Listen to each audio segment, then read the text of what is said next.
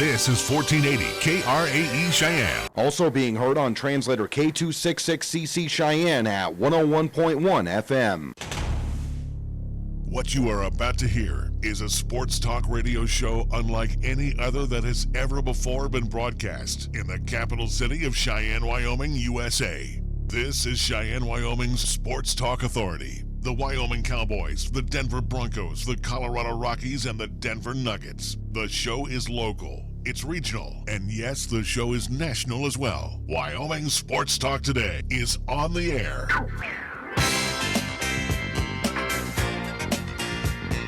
If they're talking sports on the radio in Cheyenne, this is the place it happens. This is Wyoming Sports Talk Today.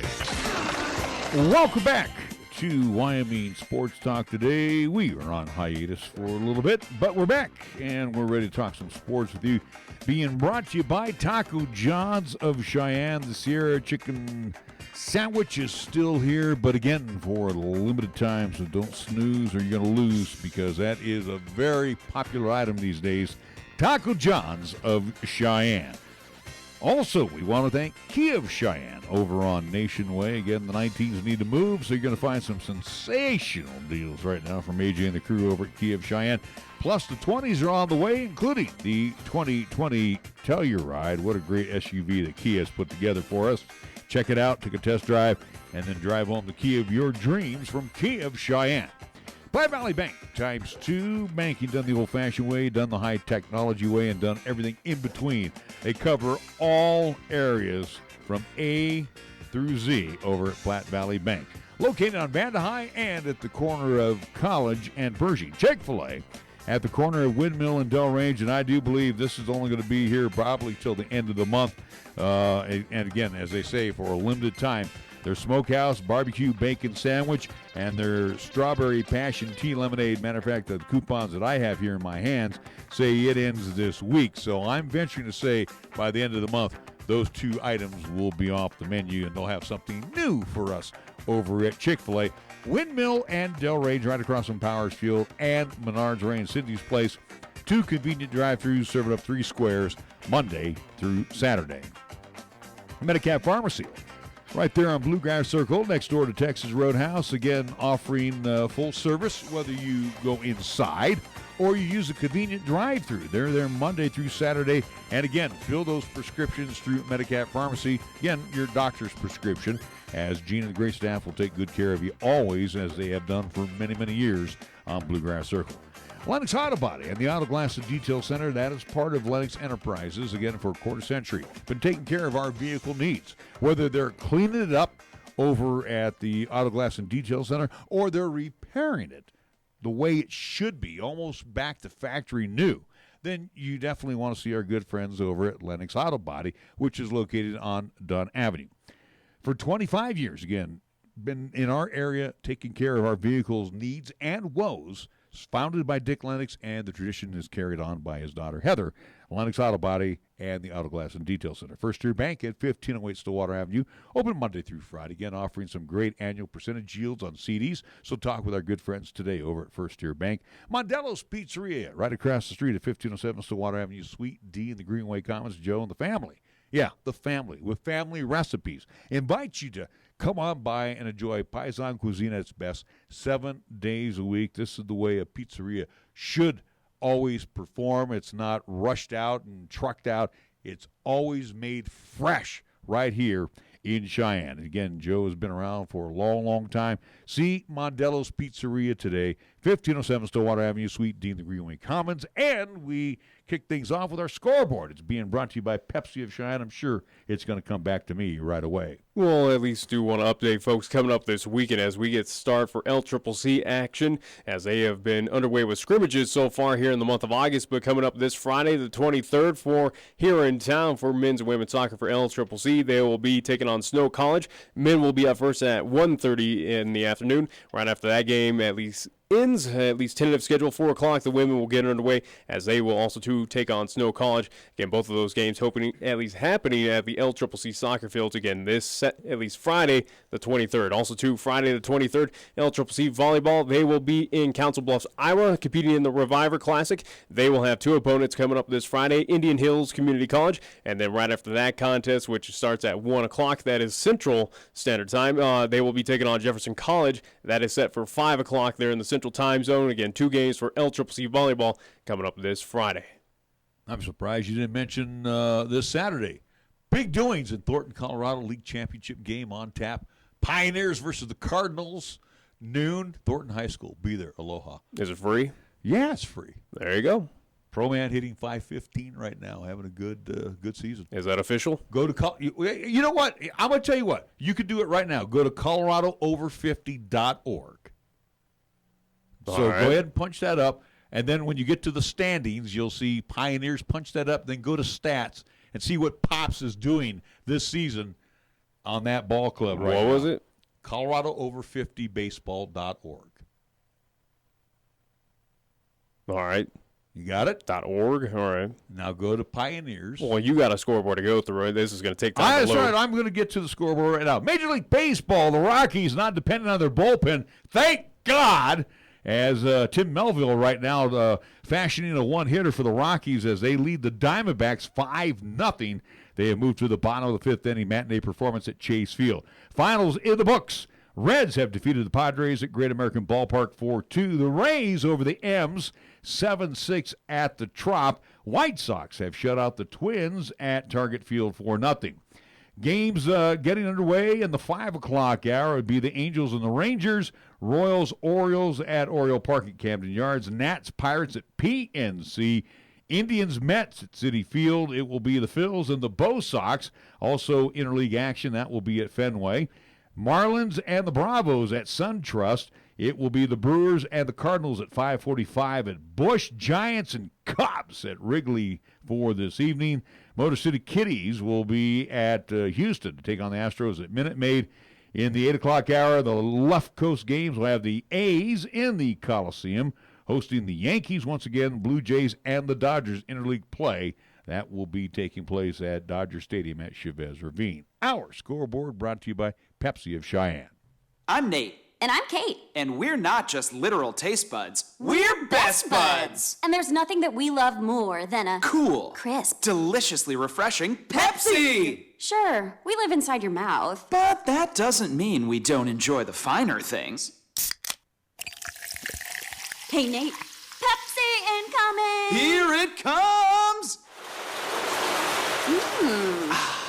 Tastes so good. Tell me about it. So, amazing. That's what I was thinking. It's like we share the same mouth, Kate. Forever and ever, Nate. Make your taste buds happy and pick up a delicious, refreshing Pepsi. You're listening to Cheyenne's new Sports Talk Authority. This is Wyoming Sports Talk Today on AM 1480 KRAE.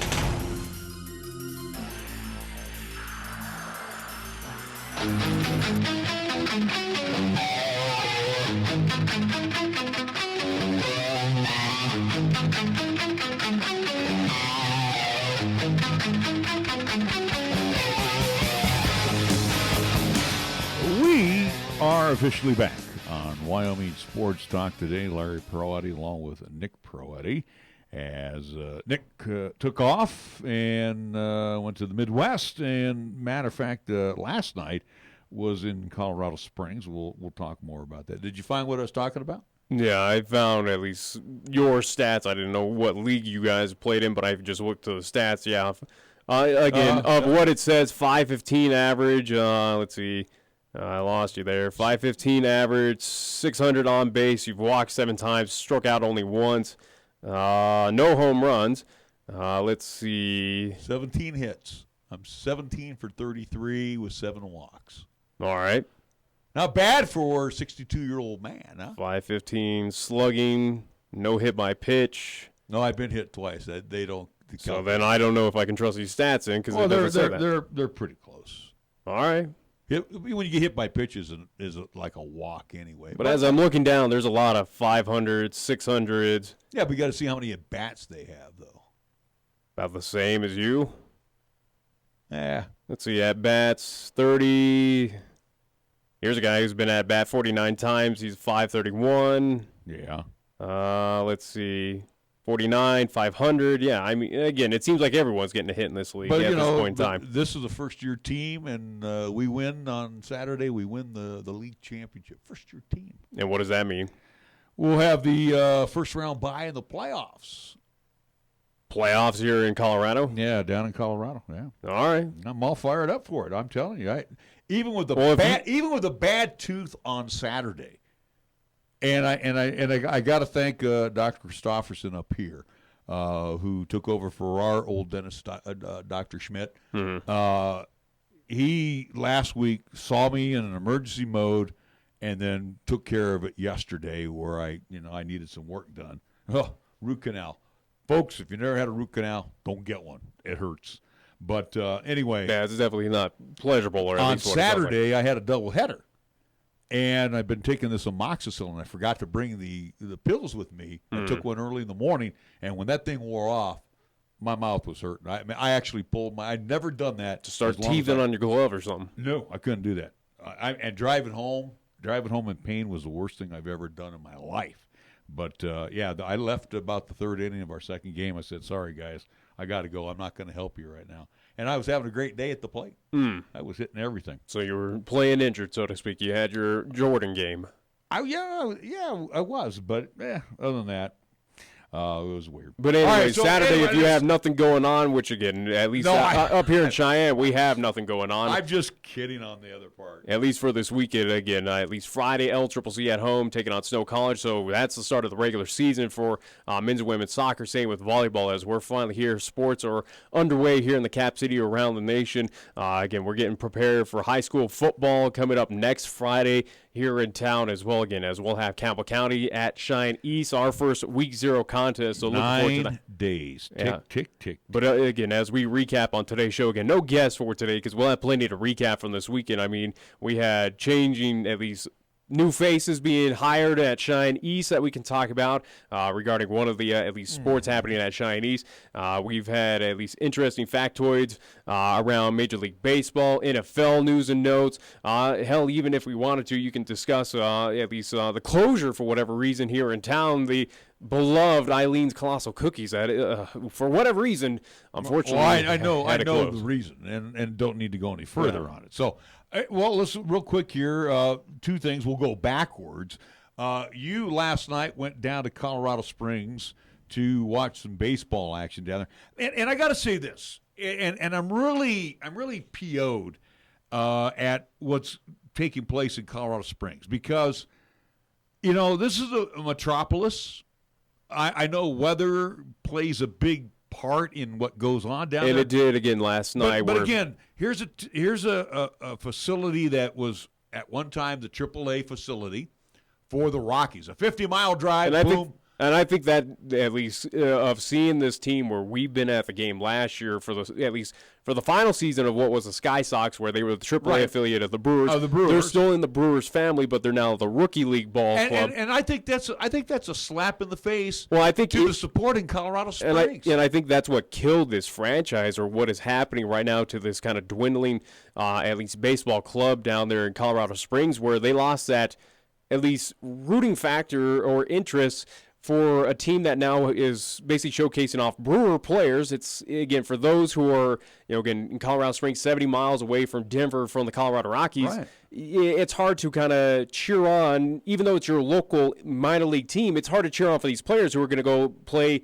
in the same league against your Colorado Rockies. At least when we went down last year, when they were still part of the Brewers family. Well, they still are. They are no longer the AAA. They went all the way down. They were Pacific Coast League. Yeah. And that's AAA. I mean, again, you're talking, what, about an 80-game schedule? Well, 80 to 100 and they games? had to move, or at least the understanding why they moved to the rookie league is it's a shorter season, condensed down, kind of like what we see the Expedition League with the collegiate, is because they address the weather situation that they've had snowouts. They got to deal with the weather, so they condense down the schedule to kind of at least get it so we're avoiding the springtime snow. They'll play during the summertime and just kind of deal with those afternoon thunderstorms, which happened again last night, which basically called off the game. And kudos to at least the now Rocky Mountain Vibes organization for folks who were exiting on out of that game. Gave us all free coupons for at least kind of vouchers, so to speak, for any game of our choosing. They had 5 listed for kind of various dates, as they only have 10 home games remaining. But they said, hey, as make goods, here's a game of your choosing for free. But still, again, even when they were with the Sky Sox, and you and me went way back when they were part of the Rockies, because I remember we watched Larry Walker. He was rehabbing at that time when he hit a monstrous home run down there at Colorado Springs. But the thing is, they get fan support. And obviously the weather, no different than we saw up in Gering. Weather is their big bugaboo. Now, I don't know what they can do in Colorado Springs, probably go to an all-turf field. That's about the only thing I can think of. Well, so far, again, it seems like it's majority grass and then just dirt infill. Yeah, it's a regular it's something minor league where they just had to, again, tarp it off. And it was more the issue last night, and it's something just being off the bases of the mountains right there by Pikes Peak and everything. It was more lightning and thunder were the issue. For last night, due to the fact of just player safety, fan safety, that it wasn't raining. It wasn't raining that bad. It was just more so the lightning in the area. It was unsafe to continue on. So the game was called. In that big metropolis, you would figure they would have to have more afternoon games, like the Cubs. They would have to, basically schedule more afternoon tilts. But I know what they're trying to do. You want to get as many night games in and get as many fans in the ballpark. But you keep taking away from this great supporting community. Colorado Springs supports. They supported the Sky Sox, both Rockies and Brewers, and now you give them a rookie league. I'd say yes and no. Again, the two crowds we've seen. What was the crowd there last night? It was not anything special. There you go. Why would I come to a rookie league game? Don't care. I'd rather go to the Expedition League. At least there, when we were in Gering that time, the atmosphere was a minor league ballpark facility. Rookie league, and it's no knock on rookie league. With the vibes, the situation was it still felt like a minor league, but it didn't have the emotion, the atmosphere, kind of like what we saw in Gering. It was kind of, hey, here's a pizza giveaway. Yeah, but what are they playing for? At least in the Expedition League, they're playing for a championship. The rookie league. Well, they're playing in the Pioneer League, at least for championship there against all the other kind of mountain teams, whether it's Grand Junction, Ogden, as they faced last night, again, Billings, Idaho Falls. They have their own league championship. Again, whether it's Pacific Coast, Pioneer League that they're now a part of, they still play for an in championship. Colorado Springs is a growing metropolis down in that part of the world. Without a doubt. And they could support a good, again, you know it from Vegas.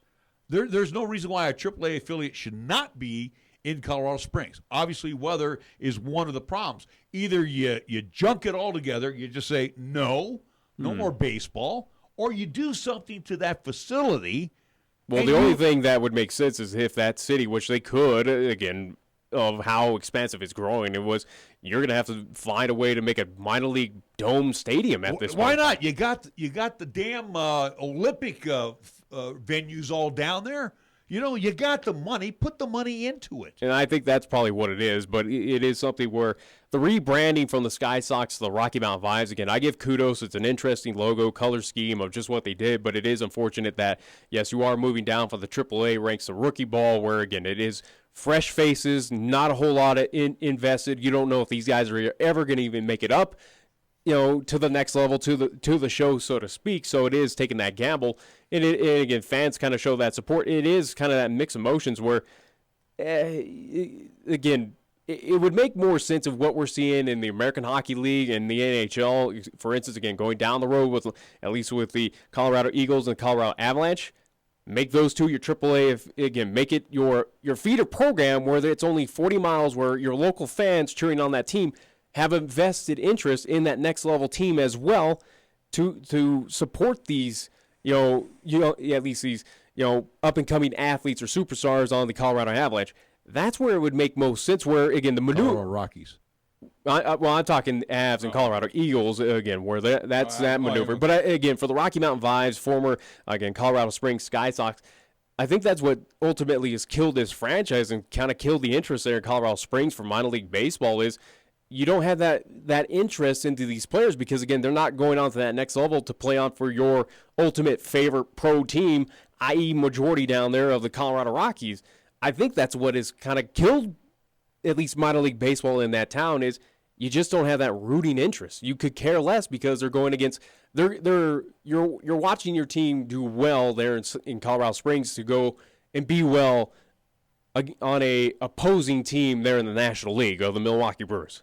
It doesn't make sense. No, it doesn't. And again, too, like I said, the fan interest was there, and then all of a sudden, when you take one affiliate away, when you moved them out of Colorado Springs to Albuquerque, yeah, and then you brought the Brewers in there, yeah, you can't relate to the Brewers because you're 50 miles up the road, you're Rocky fans.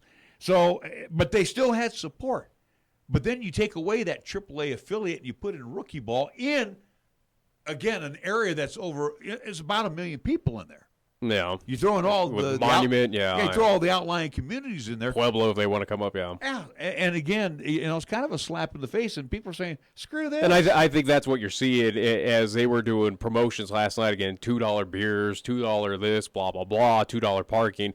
It was a situation that even with those added bonuses, folks still did not want to come out to that ballpark. Folks are still not invested to come see a game just due to the fact where it's rookie ball. No one down there really cares about it other than your diehards or opposing fans that did travel from Ogden or are curious, or maybe Dodger fans, Brewer fans that are curious about the rookie teams.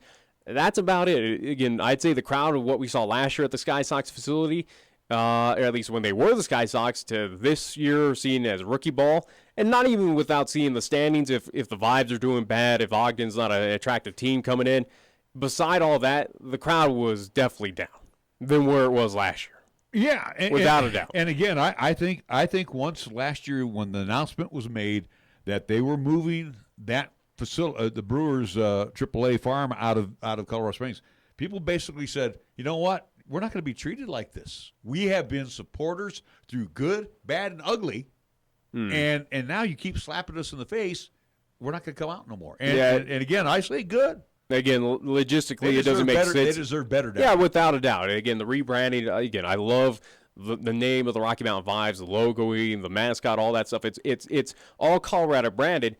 What minor league baseball needs to do at least with MLB and the Colorado Rockies, they need to readopt the vibes and be a part of that. At least make it so that they are under that Rockies organization once again, where this team is basically saying, "Hey, we're Colorado proud, but we're sending off players to Milwaukee, Wisconsin."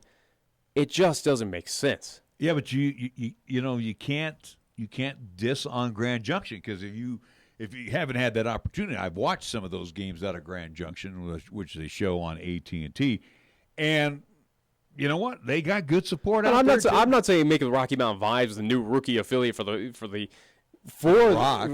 Rockies. You could probably find a way to boost up maybe an AA potential for Colorado Springs. Or find some way to get them back into that AAA at least affiliation and bump out Albuquerque. Well, Albuquerque could fight for being, again, down there in New Mexico. I would assume that majority of those fans, it's probably split half, probably 50-50, but I would not expect, some probably tune into the Diamondbacks, and some probably tune up to the at least Colorado Rockies. But I think where you can make those adjustments, kind of what we're seeing again in the NHL, what we're seeing with the AHL, is you're moving those franchises close to your main hubs, so you can get those local fans invested into those teams. See, and again, I don't know on the AAA side. I don't know the AAA if they bus them or they actually will charter planes because you can fly into Colorado Springs, obviously. Well, you can fly them. The majority of those, at least AAA, again, Albuquerque, Las Vegas. Those are long bus Sacramento. I'm just saying they all have at least airports there abound. Again, major airports and hubs and where you can charter. On the AAA side, I think you might be doing some charter flights. I think at the AAA level. But the point is, again, I just feel bad for Colorado Springs that it's like they keep getting pushed aside by Major League Baseball. And again, the Brewers first slapped them in the face. Well, the Rockies did, and then the Brewers most recently, even though this is a rookie league team. They deserve better than rookie league. Now, changing that subject. So let's, as I said, going backwards. So prior to going down to Colorado Springs, you were in the Midwest. I see you're sporting the Cubs baseball shirt. Did you go to a Cubbies game again? No, the Cubs weren't in town. No team was in town, or at least in Chicago, all the way up to the Milwaukee Brewers. But the only, at least, venture that I got to see, at least game action, was checking into kind of professional baseball out there, the Frontier League,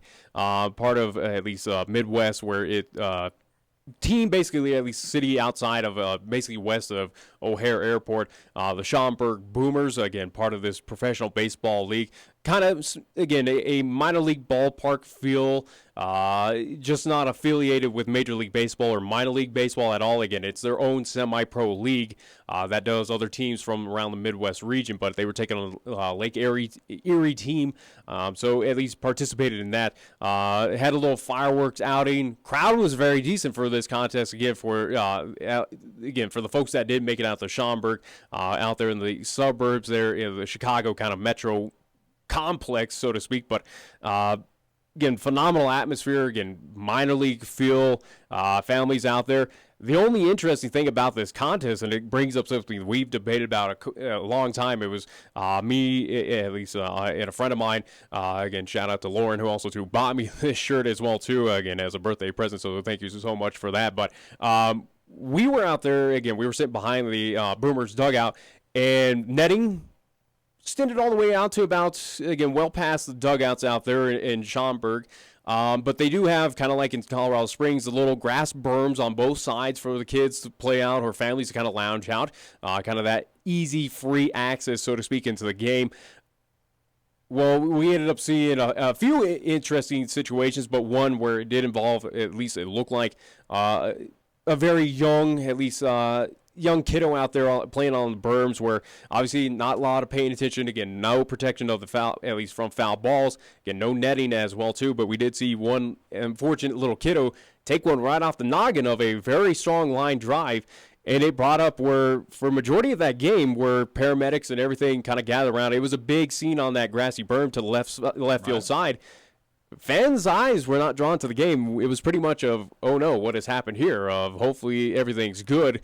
And it brought up kind of discussion throughout the crowd of netting needs to be, again, where you know that it brought up a lot of conversation of, you know, kids are going to not pay attention. They're playing on that berm. They're having fun. They're not in tune to the game, so to speak.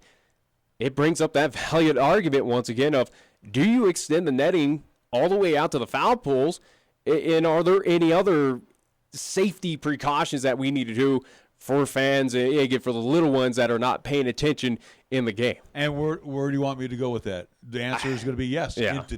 I think without a doubt. In today's world. Even in the minor league system where, again, a lot of these ballparks have these little kiddo areas where, and obviously we're trying to get families out there. And I credit to the Frontier League, Pioneer League, Major League Baseball, whatever it is. But in these minor league, at least stadiums, you have these playground areas, these play sides, these grassy berms where you're going to have those little ones not paying attention, running around, playing with their friends. And there's going to be a rogue baseball, and we even saw a bat slip out of a player's hands that hit right in front of me on the at least netting, but did not come through. But rogue things like that do happen, and it brought up the valid argument of, yes, I think that baseball in general, whatever league, wherever you're at, whether it's the Expedition League here, at least in our area, again, the Frontier League out there in the Midwest, Pioneer League down there with the Colorado Springs, or at least Rocky Mountain vibes, you got to extend the netting. This is without a doubt. It has to be a universal thing of it's got to go all the way to the foul poles. You got to address this. Yeah, in today's technological world, because folks bring the technology with them to the these kids were just having genuine fun. I know the kids, though, but where's mom and dad?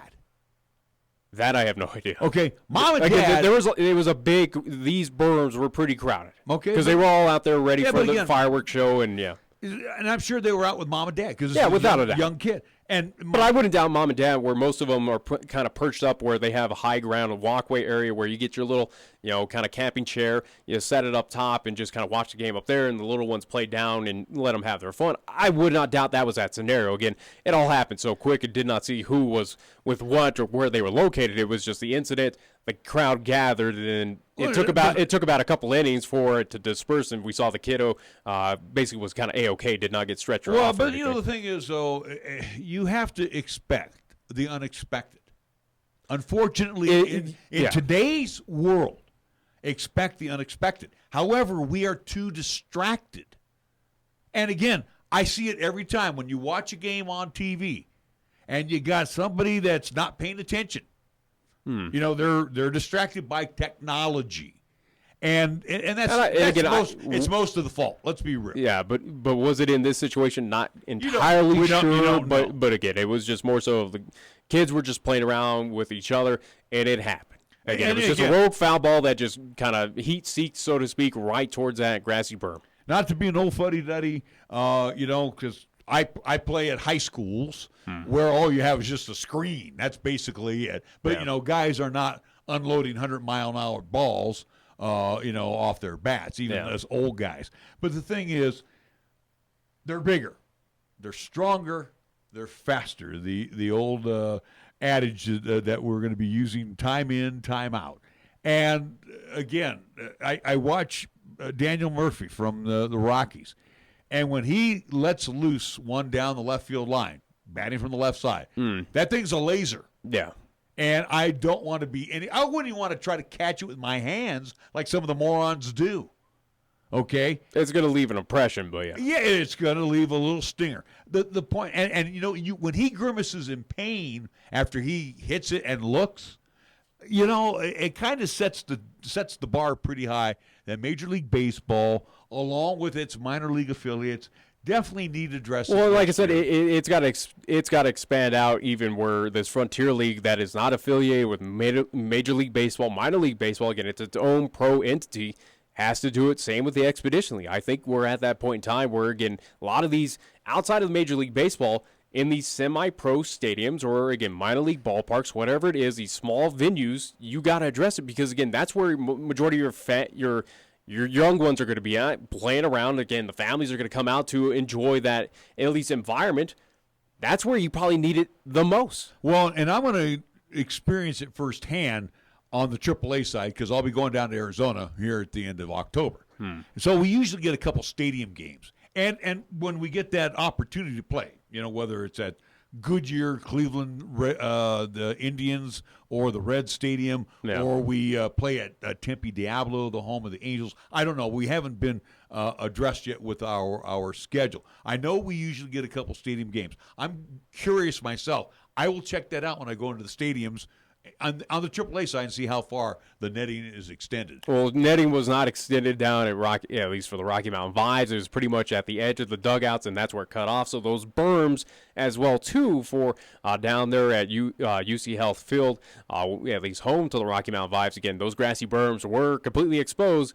Kiddos were also, too, at least venturing on those things. Same with a few fans. But it is something that throughout baseball, it is something that needs to be drastically addressed. And we got to stop this day and age. Stop being reactive, be proactive. You've had enough. And just because it hasn't happened in Colorado Springs, it will eventually. Oh, yeah, without it. It probably has already happened. You need to be proactive. And I think Major League Baseball, once the season is over, probably will address it. Now, is it number one on the address list? Don't know. But I think once, and again, too, Major League Baseball protects themselves. You're on your own in the stands. Yeah, without a doubt. They address all of that. Again, any ballpark, any stadium is going to do that again, where they basically say, hey, it's at your own risk. Even in last night's game with the rain and the mixture of the grass, saw even not so much the kiddos, but even saw grown adults kind of slipping and falling and hitting pretty hard on those grassy berms where it's like, hey, maybe you shouldn't have done that, but also, too, if you injure anything, it's on you, unfortunately. So, again, I would venture to say that especially at the winter meetings or when the season ends, they're extending this out right away. I don't know, but I agree with you. I think it needs to be foul pole to foul pole. Yeah, I think without a doubt. There's no question anymore of just where, again, saw it once again out in Schaumburg, Illinois at at least Frontier League game. It happens from the big times, from the small leagues. It's happening all over the place, and it is something that baseball in general, overall, is at least in this country, has to address as soon as possible because it's happening anywhere and everywhere at this point in time. All right, we need to take a timeout. We're going to come back with more. We'll talk Little League World Series. That is going on right now in Williamsport, Pennsylvania. We're back after these words. First Tier Bank strives to remain competitive and offers some of the best CD rates in the community, as well as area banks and credit unions per Rate Watch reports. How does that make a difference to you? First Tier Bank can assist you in securing some of the best rates on CDs. First Tier Bank offers the personalized customer service you've grown accustomed to and deserve. Plus, feel confident that your finances are taken care of by a responsible, knowledgeable staff. Call 307-632-3500 and ask for Caitlin or Debbie. Member FDIC, Equal Housing Lender. To celebrate Taco John's 50th anniversary, our famous Sierra Chicken Sandwich is back. With grilled chicken and original Sierra sauce wrapped in a warm flatbread, the Sierra Chicken Sandwich is better than ever. Plus, we're giving you a chance to win $50,000, free food, and other great prizes with any medium or large drink purchase. 1 in 3 cups is a winner. Enter the code on the cup to see if you've won $50,000, free food, or other great prizes. The more you play, the more you win. Ole the day at Taco John's. Some common things that can affect your personal or at-work computer. The worst of all is a virus. Secondly, it runs too slow because the hard drive is filled or something else internally is wrong, and it's in serious need of an upgrade. Before you get rid of it, let Lanny at Affordable Computer Repair attack and fix those problems right away. Affordable Computer Repair is just that. So call 307-256-8971 and let Lanny's many years of computer service get your computer back up and running the way it should be, so you don't miss a day of work or the personal use that you expect from it. He's worked on them all, so you'll feel confident he'll get the job done right. So don't junk it. Help is on the way from Affordable Computer Repair. Call 307-256-8971. We'll work hard for your business, and we'll work just as hard to keep it. I'm AJ Miller for Kia of Cheyenne, and you need to see the new 2019 Kia Sportage today. The 2019 Kia Sportage offers numerous options and advanced driving features that help you know who is around you and how best to stay in control. Kia Sportage offers many standard features for the money. Some of the competition does not. Come into Kia of Cheyenne, call 775-0123 or go to KiaofCheyenne.com, and we'll make it easy. If it happens on the diamond, the hardwood, the field, or even the ice, we'll talk about it on Wyoming Sports Talk today. Hi, this is Nick Peretti inviting you to join Larry Peretti and myself each weekday from 3 to 5 p.m. as we, along with our special guests, talk sports locally, regionally, and nationally. And you can chat with us too at 307-514-1071. It's Wyoming Sports Talk today only on 1480 KRAE, and you can stream live with us at 1480krae.com. When you say Mondello Pizzeria, think authentic Italian. When you say Mondello Pizzeria, think made fresh from scratch. When you say Mondello Pizzeria, think great pizza, delicious Philly cheesesteak, superb hot and cold Italian sandwiches, meatballs, sausage, and special subs, calzones, crisp salads, and great service. When you say Mondello's Pizzeria, think unmatched Italian taste. Mondello's Pizzeria, 1507 Stillwater Avenue, your only true Italian stop for lunch or dinner. Here's the latest weather forecast on 1480 KRAE. For today, it'll be mostly sunny with a slight chance of thunderstorms throughout the day with highs around 76. And for tonight, it'll be mostly cloudy with thunderstorms likely with lows around 55 and winds out of the south at 10 to 15. On Thursday, it'll be mostly sunny with a slight chance of thunderstorms with highs around 80. And on Thursday night, it'll be mostly cloudy with lows around 55. When it comes to sports talk in Cheyenne, it's a whole new ballgame. Let's play ball! You're listening to Wyoming Sports Talk today, and it's only here on AM 1480 KRAE.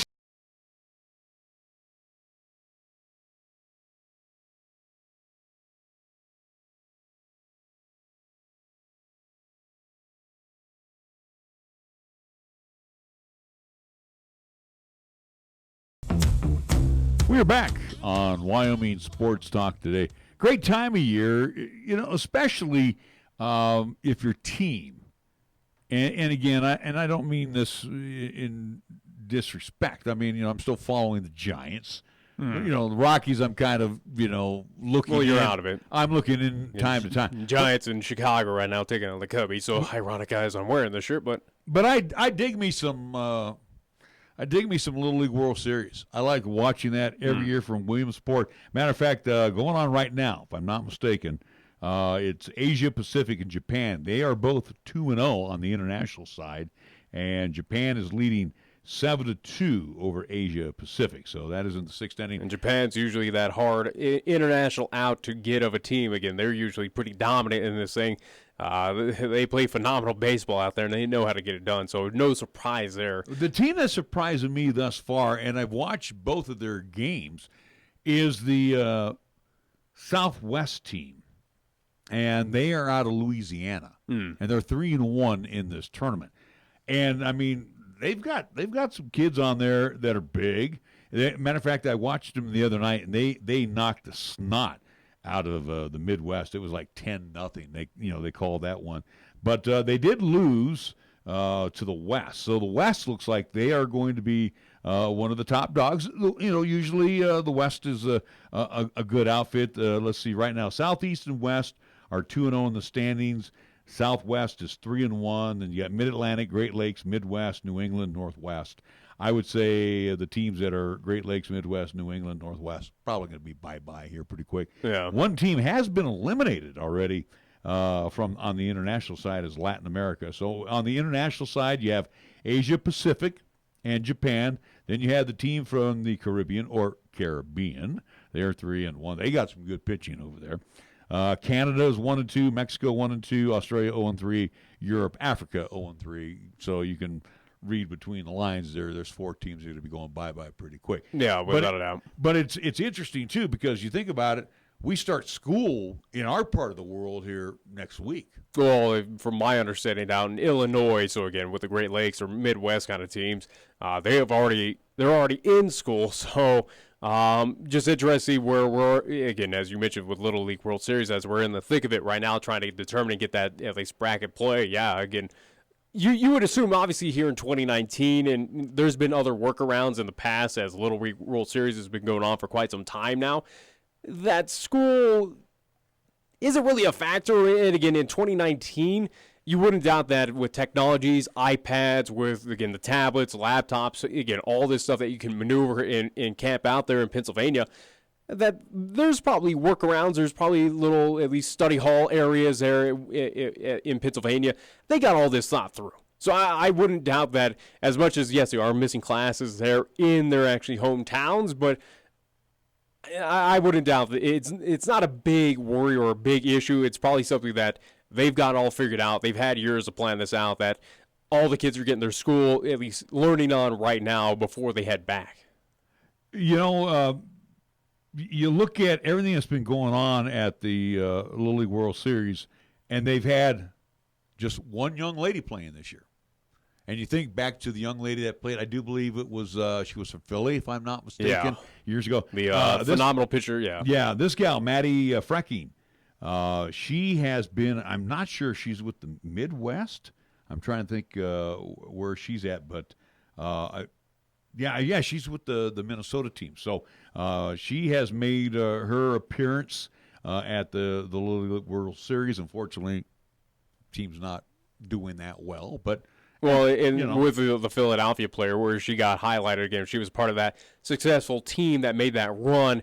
I do believe that, don't think they won the championship, but at least got the championship game, if I remember correctly. But she was a phenomenal athlete that was doing well on a winning team, so eyeballs got drawn to that at least point in time. So wouldn't doubt to at least this young lady getting the at least attention here of, again, it's always that kind of, hey, look at this, something unique is happening here, check out this. Well, she actually pitched and made a great play on the field. So, and I think she struck out a batter in her mound appearance. I guess it was against Iowa, if I'm not mistaken.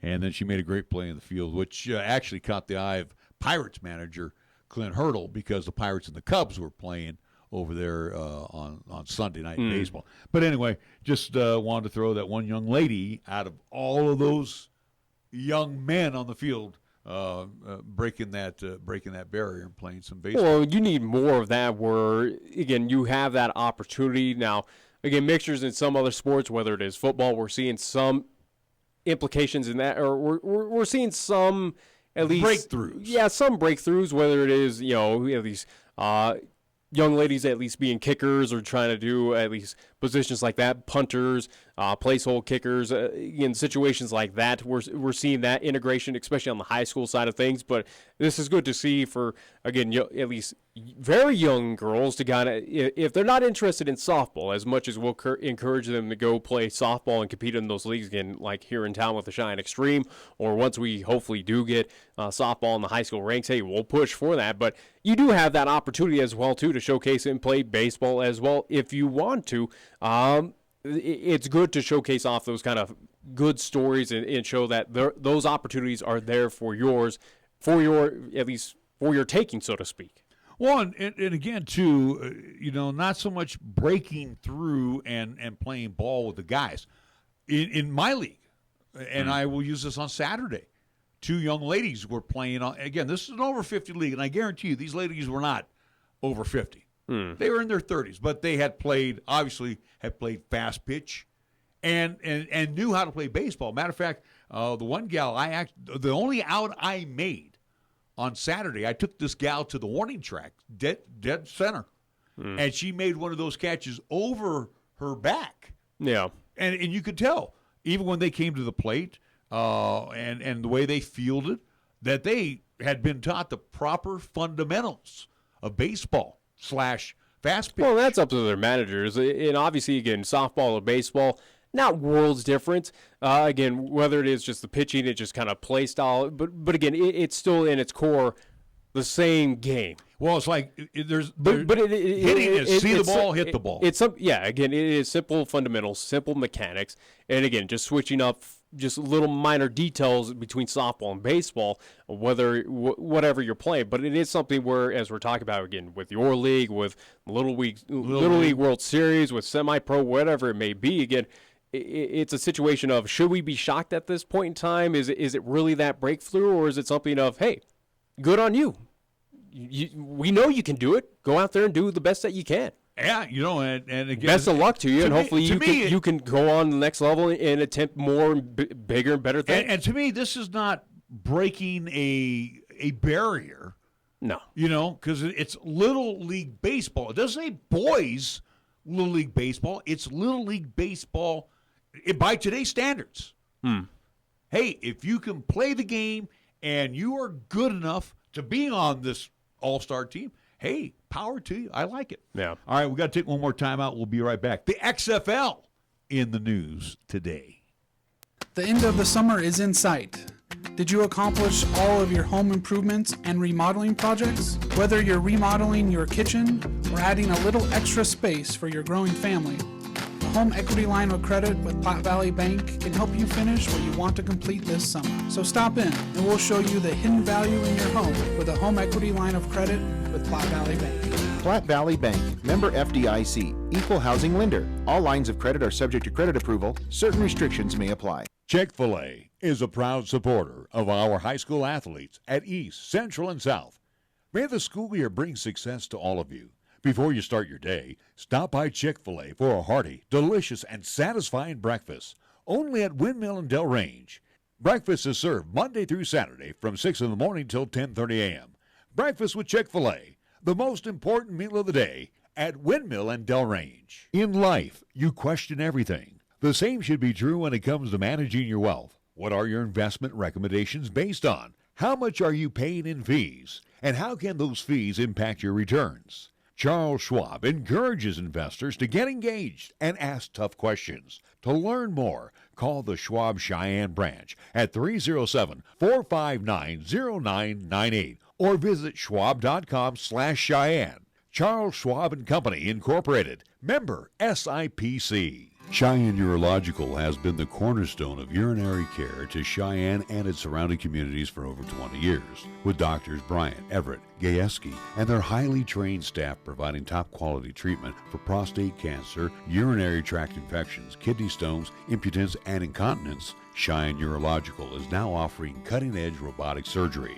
So call Cheyenne Urological at 635-4131 for compassionate, expert urinary care. That's 635-4131. We are the key to your cleaning success. The Key People that provides affordable office and professional cleaning services for over 40 years with exceptional customer care. All of our contractors have background checks and are licensed and bonded. We guarantee you a safe and secure service that is tailored to your individual and business needs. The Key People do not impose year-long contracts, and all quotes are free, confidential, and personalized. Call Key People at 1-800-468-8283. That's 1-800-468-8283. You can actually get something good for your health at a drive-through window. When you order your next prescription from Medicap Pharmacy, call ahead and use our drive-through window. Or you can call for free delivery. You can even log on to Medicap.com and order a prescription refill. Your Medicap pharmacist will call you to make arrangements for pickup or delivery. Medicap Pharmacy. We'll always make time for you. Medicap Pharmacy, 1947 Bluegrass Circle, next to Texas Roadhouse in Cheyenne. Or call 635-3712. Here's the latest weather forecast on 1480 KRAE. For today, it'll be mostly sunny with a slight chance of thunderstorms throughout the day with highs around 76. For tonight, it'll be mostly cloudy with thunderstorms likely with lows around 55 and winds out of the south at 10 to 15. On Thursday, it'll be mostly sunny with a slight chance of thunderstorms with highs around 80. And on Thursday night, it'll be mostly cloudy with lows around 55. Here the season never ends. From Wyoming sports to the Broncos in Denver. From Rockies baseball to talking hoops with Nuggets basketball. Local, regional, and national. This is Wyoming Sports Talk Today, right here on AM 1480 KRAE.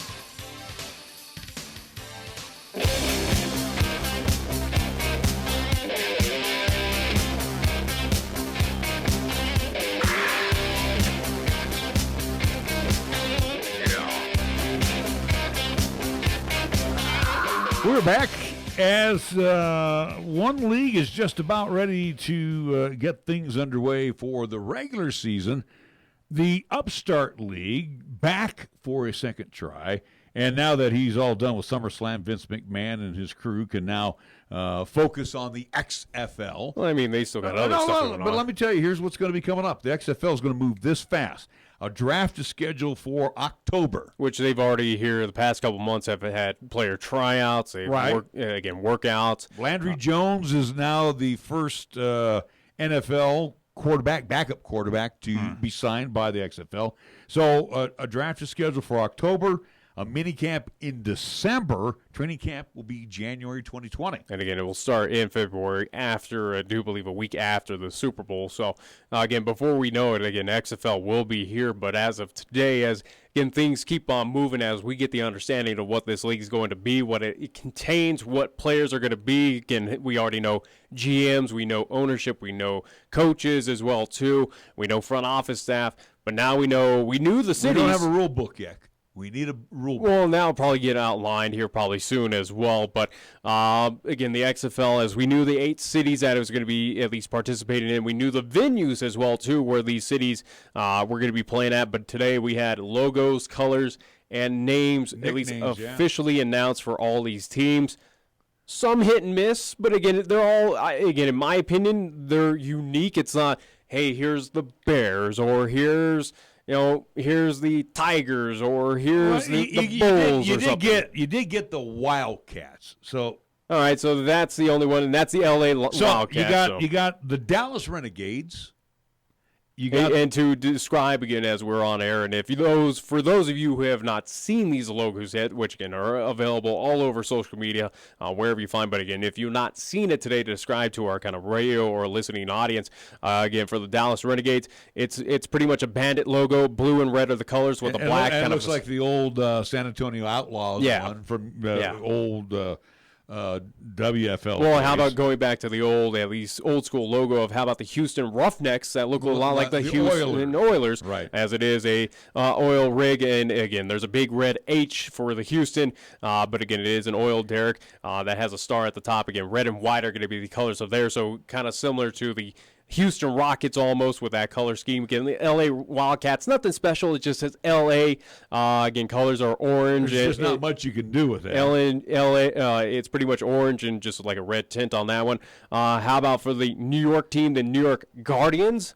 Kind of looks like a gargoyle almost of the logo, if I had to say. It has that. It's almost like a Wolverine. It has sharp fangs and all that, the fun stuff. But it's gray and it looks like maybe a reddish tint. So a lot of red themed here for the XFL teams. But again, it's gray and red, but the New York Guardians are one, so that's just the first four. How about St. Louis, the Battlehawks? Which is different. It's unique, so give credit to that. But they had background stories for all these of reference of why they decided on this. So again, go to XFL and check this out. Actually, the next one you're going to read is the one I like the best. Well, again, I have not decided, but I get what you're talking about. The St. Louis Battlehawks, their colors are white and blue, kind of like similar St. Louis Blues style almost, but logo has wings. It's a sword with wings, so that's your Battlehawks. How about for the Tampa Bay franchise? How about the Tampa Bay, and they maybe got a little help No, you went past Seattle. You missed Seattle.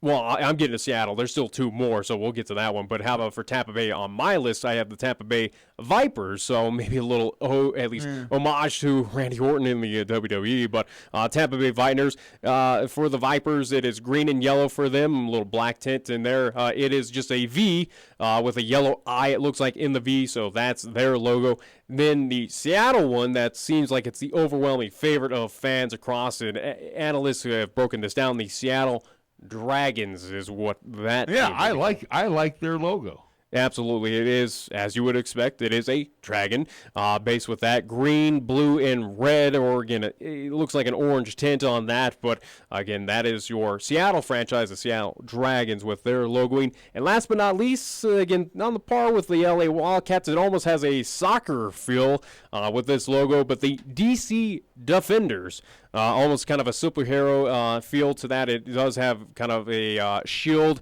with lightning bolts going through it. Red and white will be that, at least color scheme for that. It has a little 3 stars in it just to describe that, with DC at the bottom of that shield. So the DC Defenders is the Washington franchise. So again, recap: Dallas Renegades, Houston Roughnecks, LA Wildcats, New York Guardians, St. Louis Battlehawks, Tampa Bay Vipers, Seattle Dragons, and the DC Defenders are your 8 official franchises for the XFL. Now, you've done some polls in the past. I think a poll or two would be good on the XFL. A, will it survive its second stint? I think so. And B, will you be in or out on the XFL? Now, the NFL obviously is still the top dog. And I don't think it needs to be that cut and dry with the XFL. Of do you have to? Is it something where, oh no, you either love the NFL or you are against it, and you can't watch the XFL? This is perfect where you can transition from the NFL to the XFL. Watch that again. It's brand new football, and you have that opportunity. I think with at least a poll that'd be interesting with this now logo unveiling. You now know the team names. We're getting closer and closer to this. It's more so of what's going to happen in the draft. The big question is, does this make you even more excited for the XFL? Do you really care about the XFL now as it's becoming a legitimate league? It is now, it's polishing itself. I know, but think about this, though, Nick. And again, with the XFL, they have distanced themselves from a lot of markets. The Rocky Mountain region, for example. Yeah, I mean, the thing, and there could have been logistics, obviously. In I understand, February, but you got two teams in Texas. Okay, but you're drawing from a lot again. Dallas and Houston, a lot of fans. Big market money there. You got Los Angeles, big market. You got New York Guardians, big market there with New York and New Jersey. St. Louis, because again, they're playing at MetLife. LA is, I do believe, playing at least where the Chargers are playing. Houston is playing at the Houston Dynamo site. Dallas is playing at the new, or at least what's going to be the new home of the Texas Rangers. They're at the new Globe Life Park. Okay. St. Louis, again, I do believe they're playing at least in the former home of the Rams. Edward Jones Stadium. Yeah, so the Dome. But again, they're kind of the Midwest team, St. Louis. Yeah. You got Seattle, which is Pacific Northwest. So covers that base again, where they'll Tampa play at Bay Central is the extreme southeast, and they'll play at the home of the Buccaneers. And then you got the Washington Defenders, which Baltimore, D.C. area. Yeah, maybe New England. The big notables, or at least teams, and obviously this league could expand without a doubt. This is just kind of get the feet wet, so to speak. Just get off the ground, at least kind of. You got to walk, crawl before you walk before you run, so to speak. But it is something where, hey, you got at least some sites that are either hungry for football, like for instance against St. Louis, where they don't have a football team anymore.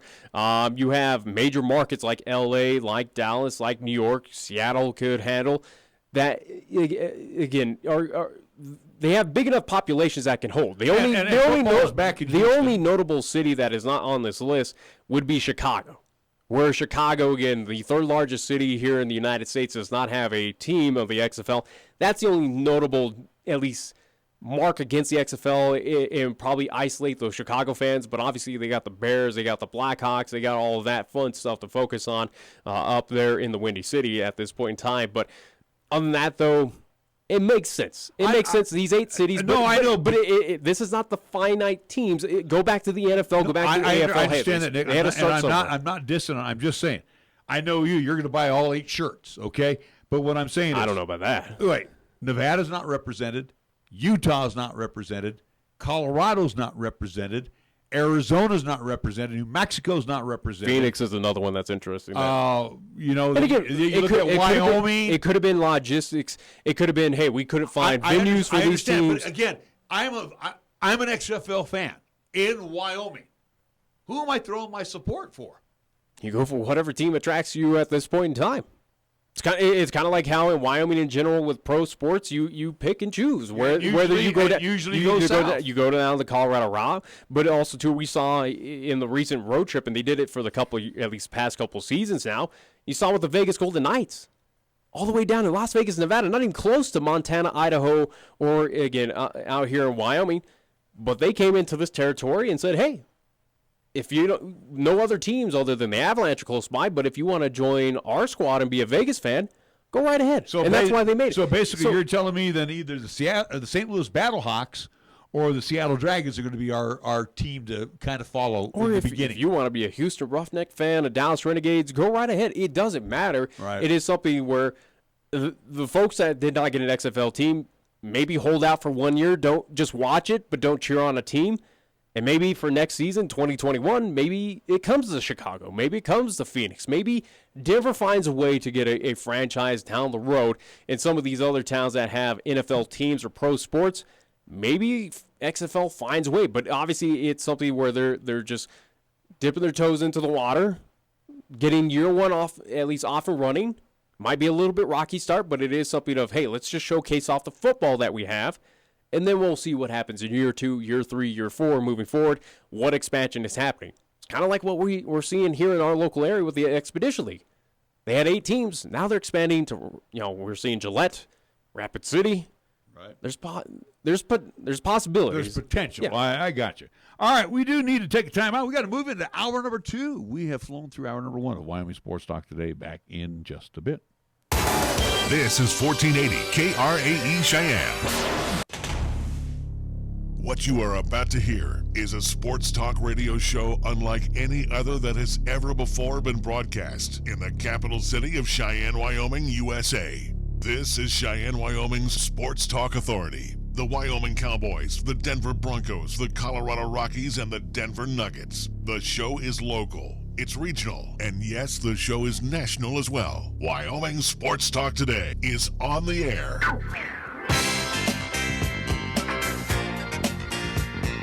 If they're talking sports on the radio in Cheyenne, this is the place it happens. This is Wyoming Sports Talk Today.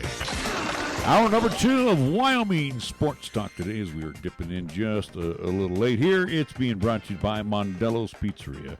1507 Stillwater Avenue, Suite D in the Greenway Commons. Pizza, stromboli, their delicious pepperoni rolls. We're talking calzones.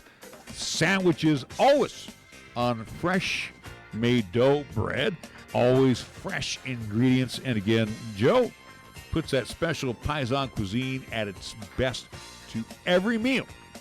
So check out what Mondello's Pizzeria has for you today. Open 7 days a week, 1507 Stillwater Avenue, Suite D in the Greenway Commons. Across the street, it's First Year Bank. They're open Monday through Friday at 1508 Stillwater Avenue. Lennox Auto Body over on Dunn Avenue, and the Auto Glass and Detail Center over on Pershing Boulevard, part of Lennox Enterprises. Medicap Pharmacy for all your pharmaceutical needs, open Monday through Friday. Bluegrass Circle, next door to Texas Roadhouse. Hey, you snooze, you lose. And we've been telling you about it, and it's going to be here again, days. Their smokehouse barbecue bacon sandwich and their strawberry passion tea lemonade from Ray and Cindy's Place, Chick-fil-A, at the corner of Windmill and Delrange across from Menards and Powers Field. Again, they serve up 3 delicious squares Monday through Saturday. Chick-fil-A of Cheyenne, Windmill, Delrange. Platte Valley Bank, 2 banking locations for you, open Monday through Friday. Again, doing banking the old-fashioned way, doing it the high-technology way, and everything in between. The original location, north side on Vandehigh, and, of course, the east side location at the corner of College and Pershing. Kia of Cheyenne over on Nation Way. A.J. Miller and the crew, they have the perfect Kia for you. And especially with the 19s needing to go bye-bye, you're going to find some great deals, as always, from Kia of Cheyenne over on Nation Way. And we want to thank our very good friends over at Taco John's, where they have their Sierra Chicken Sandwich on display. Matter of fact, it's going to be here for a limited time as well. So don't snooze on that as well. It is a delicious, delicious sandwich that Taco John's has brought back as they celebrate their 50th anniversary, Taco John's of Cheyenne. And we get things underway. Hour number 2, scoreboard-wise, is being brought to you by Pepsi of Cheyenne. We go first to Nick. Looking at this weekend here in town, or at least with LCCC Athletics, where they will be getting underway with regular season coming up. Friday, how about the 23rd here in town? Men and women's soccer will be underway as they will take on Snow College. Men up first at 1:30, and then the women up second as at least it's tentative for 4 o'clock, but again, that might go a little bit late. But either way, 1:30 and 4 for men's and women's soccer in town Friday 23rd as they'll take on Snow College. And for LCCC women's volleyball, they'll be on the road in Council Bluffs, Iowa, competing in the Reviver Classic. They will be taking on Game 1, Indians Hill Community College at 1 o'clock Central Time, and then game number 2 at 5 o'clock there in Council Bluffs. They will take on Jefferson College. So again, for volleyball, men's and women's soccer, the season starts up this Friday, whether it's in Iowa or here in town. Major League Baseball matinee performance, bottom of the 8th inning. The 57-69 Rockies taking on the one above the Mendoza line Diamondbacks, 64-63. Rockies leading the D-backs 7-2 as they've moved to the bottom of the 8th inning. Finals that are in from earlier games. Reds at Great American Ballpark have defeated the Padres 4-2. Rays over the M's 7-6 in the Trop. White Sox have shut out the Twins 4-0 at Target Field. Games getting underway, I should say, after we get off. Angels at the Rangers, Royals at the Orioles, Nats at the Pirates. It will be the Indians and the Mets interleague play at Citi Field. Phillies, Bo Sox at Fenway interleague play. Marlins and the Braves at 5:20, 5:45. We'll have the Brewers and the Cardinals at Busch. 6:05. Giants and the Cubs at Wrigley for tonight. Tigers, Astros at Minute Maid. It will be the late games on the left coast. Athletics hosting the Yankees in the Oakland Coliseum. Blue Jays, Dodgers at Chavez Ravine. Scoreboard brought to you by Pepsi of Cheyenne. At Mountain Dew, we say here's to the doers. The people who know you gotta do what you gotta do. Who do it big. Then do it bigger. Who don't just watch. So if there's something you want to do, here's a little advice. Grab yourself an ice-cold Mountain Dew. And get to it. That's right. Get going. Get started. Stand up. Jump up. Grab hold of it. Throw down on it. Run with it. Now. Right now. Not tomorrow. Not next week. Next month. Next year. Work it out. Grind it out. Get stoked. Get passionate. And do it. Do it till it hurts. Do it till you can't. Do it till you've done it. And most of all, don't ask how other people do it. Don't ask how you should do it. Don't ask if it can be done. Don't ask if it's ever been done. Because there are those who don't. And those who do. At Mountain Dew, we say, let's do. Let's do. Let's do. Let's do. Do the do. Got something to say? Then get it off your chest right now. Phone lines are open at 307-514-1071. Make your opinion count and call the show. Wyoming Sports Talk today.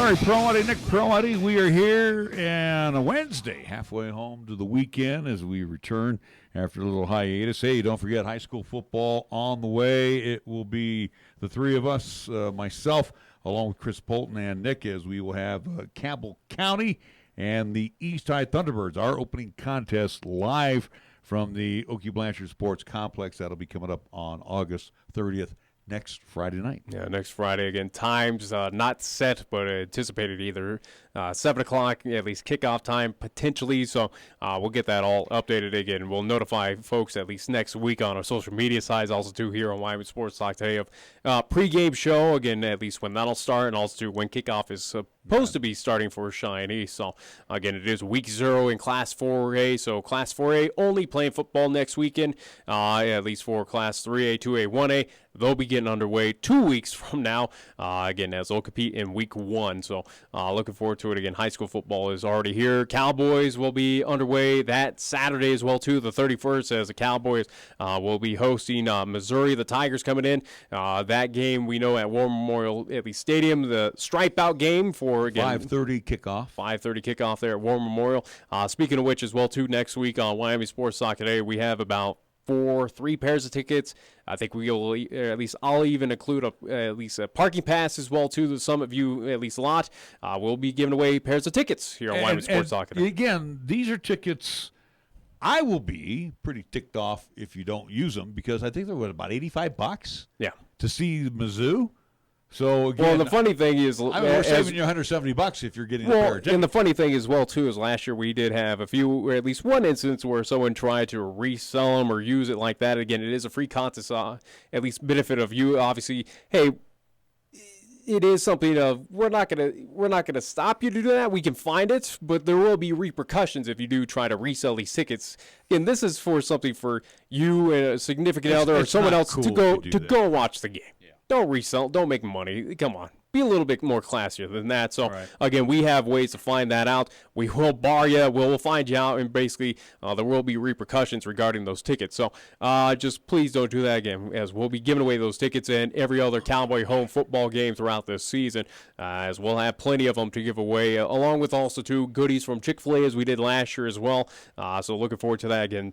No, we'll have more stuff, new stuff coming. Follow us on the social media sites to keep at least in tune for those giveaways throughout, again, football season, even basketball with Cowboys basketball, even maybe Cowgirls basketball.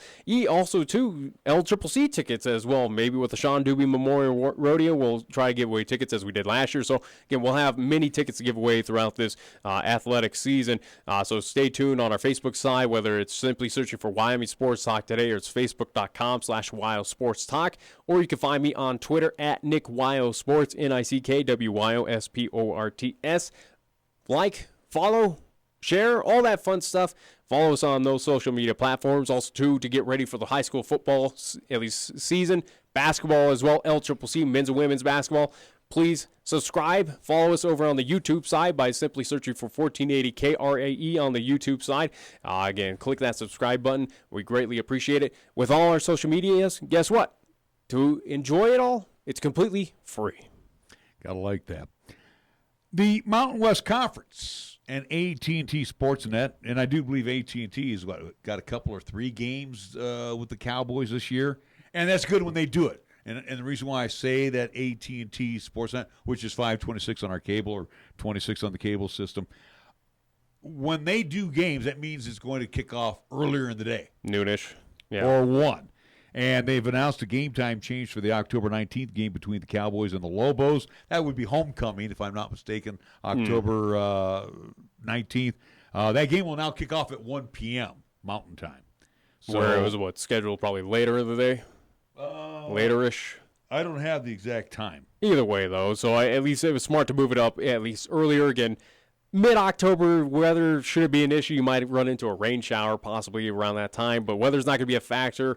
But it is better for, again, the at least kind of the older fans out there, not dealing with the nighttime driving there around Laramie. And again, the other game on AT&T Sportsnet this coming season will be the October 26th home game versus Nevada. So AT&T will be there back-to-back weeks, which means earlier games. And again, you're right. For those of us that, I'm not, even the Missouri game, let's be real, Nick. 5:30, but you'll still have some, again. You don't want to have any daylight going home. Well, yeah, you probably won't. It's going to be about 9:30 by the time we get out of the stadium. Possibly, but Again, it's not going to be awful. But again, 5:30 for Missouri coming up August 31st. That's going to be on CBS Sports Network. ESPN Plus is going to have Texas State, that game where the Cowboys will be in San Marcos. ESPN3 will host the University of Idaho, again, the Vandals, where that's probably not going to be a big TV draw, so that's why it gets tucked away on ESPN3. Again, the Vandals versus Cowboys at War Memorial. TV for Tulsa to be determined. Time as well to be determined on that one. For UNLV, ESPN networks, there is not a indication on that, but it's the ESPN networks for that. Game time not set for UNLV. At San Diego State, how about 8:30 CBS Sports Network for the Cowboys and the Aztecs in San Diego. Home, as you mentioned, again, one AT&T Sportsnet for the New Mexico Lobos. Home against Nevada. That'll be a noon kickoff. AT&T Sportsnet will have that one. At Boise State, there is no time for that one, but it will be on the ESPN network, so to be determined. Same with the Utah State game, to be determined on the time. ESPN networks as well. ESPN2, 7:30. This is a Friday game happening at War Memorial Stadium, so interesting move there. Again, CSU in Laramie.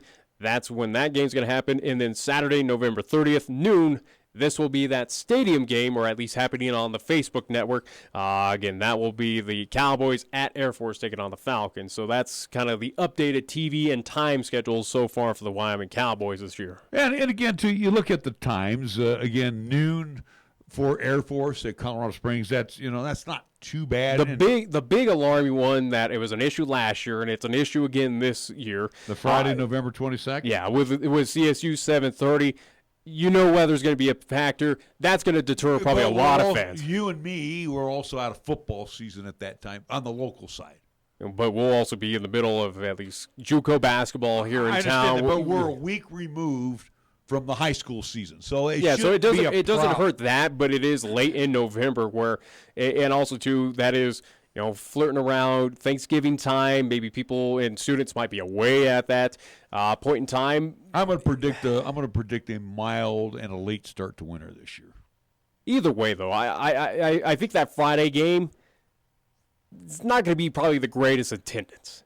I just have a weird feeling about that something's going to happen. Something's going to be cause of it. It's not going to be a sellout at War Memorial for CSU versus the Cowboys, November 22nd. Again, a 7:30 late night game. It's going to deter a lot of fans from traveling, again, late night to Laramie. Let's put it this way. If you are going to that game, and again, a lot of fans here of our program are going to be going to that game. Yeah. They already know they will be bundled up.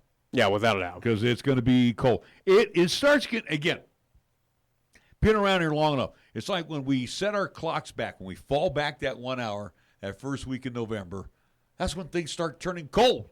Yeah. So when we get back from Utah State, and that would be on the 16th, that game out there, we're back home for the 22nd, and even going down to Air Force at Colorado Springs on November 30th. Even though it's a noon game, and I expect it to be sunshine down there, it's still going to be cold. Yeah, without a doubt. So you're realistic. It's cold, but let's hope there's not a ton of snow on the ground. We'll at see. Either location. We'll see. It played hell this year, again, with the weather that has been out here, whether it's snow or rain, which still affects even to this day as it did down in Colorado Springs. We'll see what the weather's like here in 2019, 2020. Again, people are anticipating it to be a mild winter, but we'll see. Specialists have been wrong before. I am expecting it to be because we had such a late spring this year. I mean, think about it. I don't think we had spring. It was just snow and then warm. Then it went right. Or it was snow and then a lot of monsoon rain. All right. Let's see. Any other news notes out of Cowboy camp? It's just like they're just all putting it all together for Missouri. It's kind of like LCCC as, again, practices are just wrapping up, getting all personnel figured out, again, on the volleyball side of things. Even with, again, with cross country, as Will mentioned, as what I do believe we already did, at least previously on Wyoming Sports Talk today, but do want to remind folks regarding cross country for the University of Wyoming. They will have an event happening once again here in town. Right. They will be hosting at least Wyoming invite, so to speak, happening here in Cheyenne. That will be September 6th. Friday, time-wise, is to be determined. As we saw last year, had a lot of local teams, whether it was UNC, CSU, Colorado came up.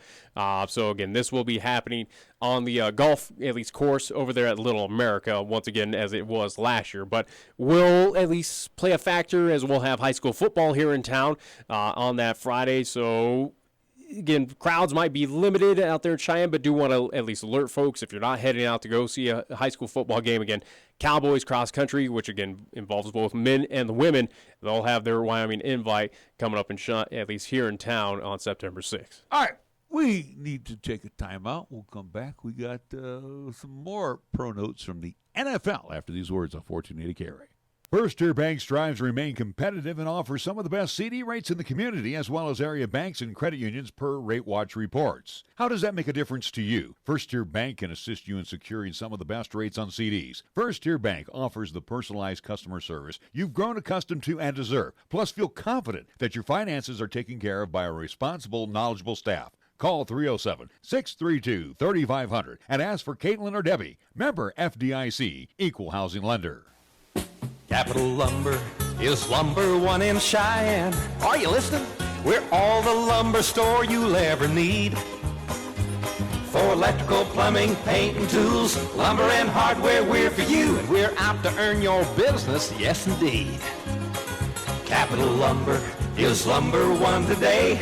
Are you listening? Capital Lumber's at your service all the way. Capital Lumber Company, serving our area for over 53 years at 1222 Dunn Avenue in Cheyenne. August is the time for everyone to keep enjoying their recreational vehicles, and this includes motorcycles. While you're enjoying the summer months, please remember that alcohol was involved in many motorcycle crashes in recent years. 68% of those crashes occurred June through August. Never drink and drive, especially when operating a motorcycle. The life you take or save may be your own. Be responsible. Drunk driving, over the limit, under arrest. Motorists, remember, motorcycles are all around. Paid for by Federal Highway Safety Funds. When you say Mondello Pizzeria, think authentic Italian. When you say Mondello Pizzeria, think made fresh from scratch. When you say Mondello Pizzeria, think great pizza, delicious Philly cheesesteak, superb hot and cold Italian sandwiches, meatballs, sausage, and special subs, calzones, crisp salads, and great service. When you say Mondello's Pizzeria, think unmatched Italian taste. Mondello's Pizzeria, 1507 Stillwater Avenue, your only true Italian stop for lunch or dinner. Introducing Digital Wallet, a new way to pay with Platte Valley Bank. Add your Platte Valley Bank debit card to Google Pay, Samsung Pay, or Apple Pay, and have the ability to make purchases with just your phone. It's secure, simple, and accepted by millions of merchants worldwide. Try it today or check out pvbank.com for more information.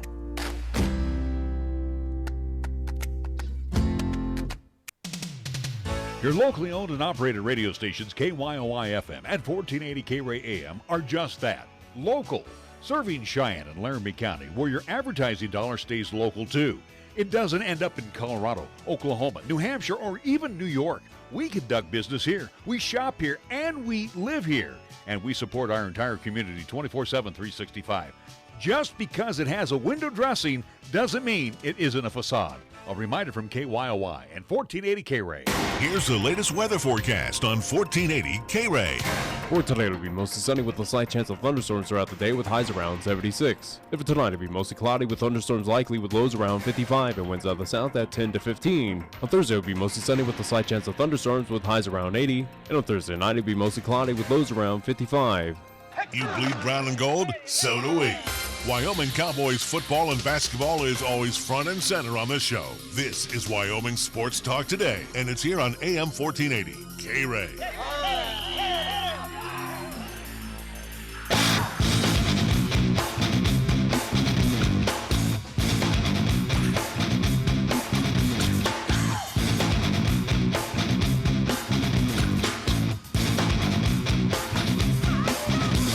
Back on Wyoming Sports Talk Today, Larry Pearlwani along with Nick Pearlwani. Nick's got some stuff to talk about here. As a matter of fact, one of them is a new coach that was announced last week over at Shiny. So go ahead, Nick. I'll let you take it away. Well, it was mentioned on at least Thursday here in town, but obviously we were away for quite some time. But do want to mention that over at Shine East, a new cross-country head coach has been announced due to the fact that at least the former coach, head coach Katie Blund, at least took a position at LCCC. So before practice began this Monday for cross-country, they had to kind of scramble a bit to get a new head coach, which they did, which they found in the at least familiar face. They're part of Cheyenne East in the cross-country track and field programs out there. They hired Rebecca Fournier to replace Katie. She has been assistant at cross-country, track, and indoor track, at least assistant coaching there at Cheyenne East. A little background regarding Rebecca, and this is all from AD Jerry Schlabs, which we do appreciate him sending this my way. But Rebecca was a student at Cheyenne East and participated in cross-country and track. She won 2 individual state titles in the 800 during her time at East, and she continued running both cross-country and track at CSU in college. She was a 3-time Mountain West champ in the 800 while at CSU. So congratulations to Rebecca, your new cross-country head coach there at Shine East. So she's been familiar with the program. She is well-versed in the, at least, tools and everything about cross-country. So, again, exciting times there at Cheyenne East. New face to be a part of the Lady Thunderbirds and Thunderbirds squad. You had mentioned LCCC, a couple of things that are coming out of LCCC right now, too. Well, as we get ready for the regular season for men's and women's soccer, also to women's volleyball for the Lady Golden Eagles and Golden Eagles over there, polls were announced, at least national polls for Division I for NJCAA for both, again, for all 3 of those sports. This was polls released back on August 19th, but we'll start on the women's soccer side of things. How about for LCCC? Ranked number 10 in the nation. So for LCCC, as they at least found themselves with 70 points in the voting, they are up there in the top 10 amongst looking at other teams from Florida, like for instance Daytona State, Kansas with Butler, Illinois has Lewis and Clark, New York, Texas, Florida, once again Iowa Western, Tyler, Texas, and Monroe College, who is your first, at least your number 1 team in women's soccer. They're out of the state of New York. So again, Laramie County LCCC coach Jim Gardner and his Lady Golden Eagles getting more respect, at least in national polls. And Coach Gardner in his final season on a mission, I guess you would say. Yeah, without a doubt. And regarding that game, again, this Friday, as they'll be at home hosting Snow College. Snow College out of Utah. They are the number 17th ranked team in the nation. So a little battle of top 25 teams here in town. So, again, encourage folks to head on over to the soccer fields to see that battle, which is happening again at 4 o'clock there this Friday. Now, for women's, or at least I'll keep on the side before we get to women's volleyball, but men's soccer did get some recognition. Got some love. Really. But it is a situation that they're not in the top 25, but they're on the outside looking in as a potential to bust into the top 25. So if they get a few wins here and there, quality wins, they might make it in, but they were on the outside looking in, but did get some love regarding the national polls, but not officially ranked. For women's volleyball, again, under first-year head coach KRAE Coates, as we've had her on the show, again, looking forward to this season for LCCC Lady Golden Eagles volleyball. How about this? They're number 9 in the nation, so they're one place better than their counterparts on the women's soccer side. Right. So they sit at number 9. Just above them are teams. Again, they're under a first-year head coach now with KRAE Coates. Yeah, so that gives you a lot of respect right there. And again, towards KRAE Coates and also to her recruiting and just returners part of this Lady Golden Eagles squad. Again, as volleyball, at least for them, they will be on the road, as I mentioned, in Iowa coming up this weekend. Above them, you'll see Navarro, Polk State at 7, Tyler, Texas at 6, Trinity Valley out of Texas, they're at number 5, Seward County out of Kansas, number 4, Iowa Western, they are number 3, which I do believe, as I look at my notes for women's volleyball, I do believe on this road trip out to Council Bluffs, Iowa, yes, they will take them on Saturday at noon o'clock there at Central, at least time zone, part of that Reviver Classic. Yes, so Saturday the 24th, LCCC will be taking on that Iowa Western team, who is number 3 in the nation. Miami-Dade is number 2 out of Florida, and number 1, how about this? The College of Southern Idaho, go figure, they are your number 1 team. Well, I'm sure that'll put Carrie on a mission as well, too, without a doubt, she gets that opportunity. Let's go now to the National Football League. And again, you take it for what it's worth. Broncos and the Niners hooking up this past Monday night. Jimmy G apparently had his issues, but I was on the way back to Denver, and I did not see any of that. Well, and again, It's preseason. Who cares? I didn't. Yeah, but he wasn't sharp. And does that mean no, it spells bad news for the regular season? No, but what it tells me is the confidence is not there right now. Well, the guy going off of a major injury. I understand that, but the confidence away from football for not there. For months. Mullins, I still think Nick Mullins looks pretty good. Oh yeah, without a doubt. But the Broncos, their number ones outperformed the Niners. But the thing was too. Does that mean that the Broncos, in my opinion, are better than the 49ers? No, I'm not going to say that. I mean, it was 9-3 at halftime. This is how the game sucked. It was that bad. All right. And then the Niners actually rallied in the third quarter, won in the fourth quarter as they won 24-15. Things that came out of that game. Drew Lock sprained his thumb. He's going to miss the rest of the preseason. Yep. He still contends he's going to be the backup behind Joe Flacco. Joe Flacco. As he's also competing with one Kevin Hogan. Yeah, but Hogan was 5 of 15. It was not good. Flacco was 7 of 11. He was 7 of 11 for 59 yards. Whoop-de-doo. Yeah. It's preseason. You do not judge what you're seeing right now. Oh, no, I don't. But again, is Flacco the answer for the Broncos this year? No. No, without a doubt. That is an easy argument to make that Flacco is not going to turn this franchise around. Again, predictions are telling that this team is going to be awful. And I think of looking at the schedule, looking at the pieces, and looking at also to the injuries that are at least amongst this Denver team, the Broncos, even what we saw here, again, competitive in that first half against the 49ers, it's not an indication that this Denver team is good, those number ones, or going to turn out a good 2019 campaign. I just don't see it. You can't base anything of the regular season on preseason of what's happening. But going back to Joe Flacco, the guy is an average quarterback. Sure, he won a Super Bowl with the Baltimore Ravens, but again, defense was usually defense was the main reason why they got that championship. But other than that, though, Flacco is not the end-all, be-all. He's not a guy that's going to revitalize this franchise. It's what we saw last season with the Denver Broncos in the quarterback situation. It's the same. The one thing I do expect this year on the Broncos side, I'm going to the Broncos right now, is I think Bradley Chubb. I was impressed with his play, albeit limited minutes, along with him and Von Miller. I think they are going to be a very good tandem on opposite sides. Yeah. But you got to put points on the board, and again, you can only ask McManus to put so many field goals up. I think the Broncos themselves are more of they're going to be red zone failures than they're going to be successful. That's my opinion.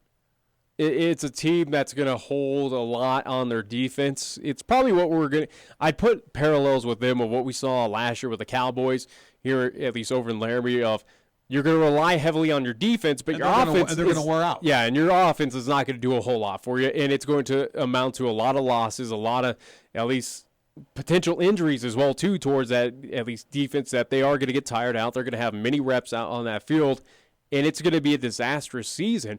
I think that's what we're seeing with the Denver Broncos heading into 2019. It's a team that's going to rely heavily on those superstars like Vaughn, like, again, with a Bradley Chubb, and they'll probably get it done. They'll do it as best as they can, but there's only so much will. There's only so much, again, effort that you could put on that field when that team's going to probably be out there, at least that defensive side of things. They're going to be tossed out there for probably majority of that, at least majority of games. Well, I would not be surprised. I would not doubt that you're going to see a lot. The Broncos could be definitely a team of 3 and outs. Without a lot of 3 and outs. I think that is a good possibility. Again, Joe Flacco, I put him on the same vein as Case Keenum. He's not the savior. He's not a leader. He's not a quarterback that's going to just change the franchise around to a playoff-bound team, especially in that already stacked AFC West. It's not going to happen. And I don't think he's going to win the fans over. I really don't believe that, again, Bronco fans, I don't want to use the word fickle, but if you don't impress them, they're not going to be behind you. And Flacco's just not flashy. There's nothing flashy about him. He's just an average. He's an average mechanics boring quarterback. Is he better than Keenum? Maybe, but I would say, yeah. I would say he's better than Keenum. Is he a guy to take you to the Super Bowl, put him on your shoulders? No. No. I really don't think so. Again, with the Baltimore situation, that was relying heavily on that defense that they had. That would be the only reason why the Broncos would be playoff bound or get to a Super Bowl with Joe Flacco as your quarterback, is if that defense was so spectacular that it got it done. And you'd have to go back to Super Bowl 50 when they got it done similar like that, but also, too, you did have one Peyton Manning at the helm to help out the offense, kind of both sides of the ball, so to speak. But, again, looking at the regular season where the Broncos do have 2 more, at least, preseason games coming up, they'll take on the LA Rams. That'll be August 24th in Los Angeles. They'll be at home, at least it looks like August 29th. They'll host the Arizona Cardinals, and the regular season will start September 9th as they'll be in Oakland taking on the Raiders. And speaking of Raiders, that game is going to be very interesting to watch. ESPN is where you can see that. It's going to be the late night game. Basically a telltale of what the Broncos will look like in 2019, but also, too, of the question mark of what the Oakland Raiders will be. Well, and again, too, after being basically told to get back to camp. Yeah. And again, the attitude with Antonio Brown, AB has he's not skipped a beat from Pittsburgh to Oakland. And I think of yesterday's practice, what I saw on social media from those that we've talked practiced yesterday, yeah. with Raiders Insights. He was late arriving to practice. He kind of was going maybe 50%. It didn't look like his heart was there, like he even cared about being at practice. So, yes, AB is kind of his old self of what we saw last season. He's kind of trended into now with the Oakland Raiders of it's his world. He's going to do it his way, and he's just not going to care. He's turning into a big pain in the arse. That's what he is. And you know what? And again, his agent, Rosenhaus, is not giving him great advice, but then again, too, the guy's got a pile of money. So yeah, again, what manager, what anything like that is going to. But it always seems like it's bad advice for those players. Here, if I'm not mistaken, though, Gruden did say this, though, and it kind of goes opposite of what you were saying. He said that he practiced yesterday with a certified helmet. Yeah. And asserts that Brown is in great shape, running hard, and running good routes. So that was what Gruden said yesterday. All right. So I can hardly wait for the next edition of Hard Knocks, the Oakland Raiders training camp. But, yeah, this is interesting because, the Oakland Raiders, what was his name, Maycock for the general manager? Yeah, he basically said, hey, put up or shut up. Man, basically, it's fair. He basically get your butt to camp. And he showed up. Well, with this Raiders franchise of what we saw last year, and who knows what was going on behind the scenes. Any stuff. Yeah, again, you saw that with Khalil Mack, a guy who's doing phenomenal things, or what you saw last year with the Chicago Bears. Again, a guy who's already kind of established his name in the NFL. Raiders were obviously with one John Gruden, as our understanding is hey, you're not going to fit the system, you're not going to do things our way. Bye-bye. We don't care if you're a Pro Bowler. We don't care if you're going to do phenomenal things with another team. Get the hell out of here if you're not going to play Raider football or play it my way. And then you have the other situation. And Gruden is that hard nosed. He is that hard. But I would say hard-headed. He likes Antonio Brown, though.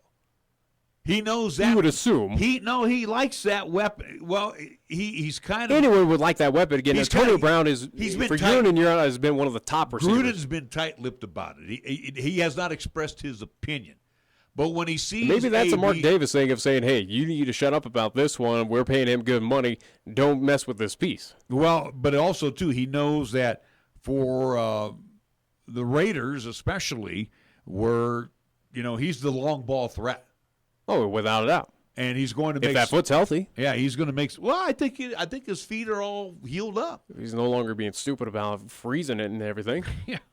But anyway, you go from the Raiders training camp to one that is not in camp right now, and that's Ezekiel Elliott, which Jerry Jones made the comment the other day at a press conference, Zeke who, which PO'd Ezekiel.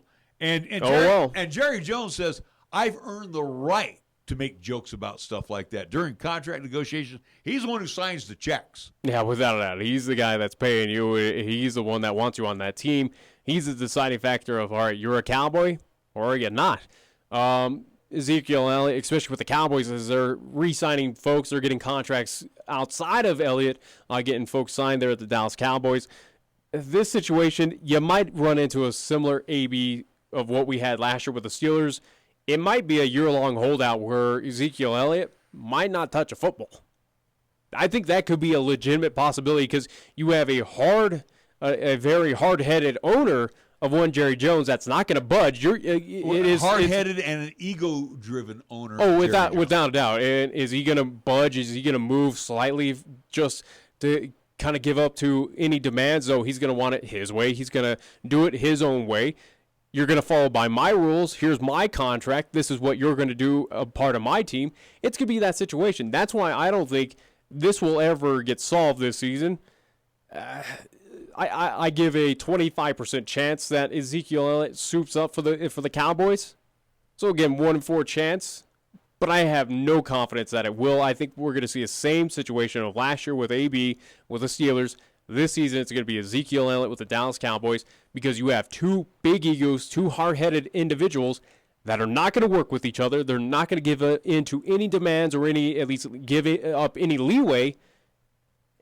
And for that, Ezekiel is going to sit the sidelines. And without a doubt. Who cares? Yeah. This is the thing that, again, just really. For the Cowboys, is it a big loss? Sort of. But it's something that the Cowboys could easily recover from. Well, and the thing that really ticks me off about this, you are under a current contract, and now all of a sudden you want to renegotiate. Well, you know what? Knucklehead, why didn't you think about that when you were 2-3 years ago when you were signing this contract? It's like nobody wants to abide by what they – I mean, this is your signature. You signed the contract. You said you wanted to play for that amount. Is it something of you got some remorse about that where you're seeing other players get monies tossed around a lot higher than yours? Or if you're Too damn bad. You should have had that opportunity – when you sat down. Yeah, without a doubt, that's how I approach it. Well, Ezekiel, you had your opportunity, you blew it. You probably should have been more aggressive or said, hey, I'm worth this money more than this. That's up to you. That you made that decision. You weren't forced to sign that contract. You could easily have been released and some other team could have picked you up.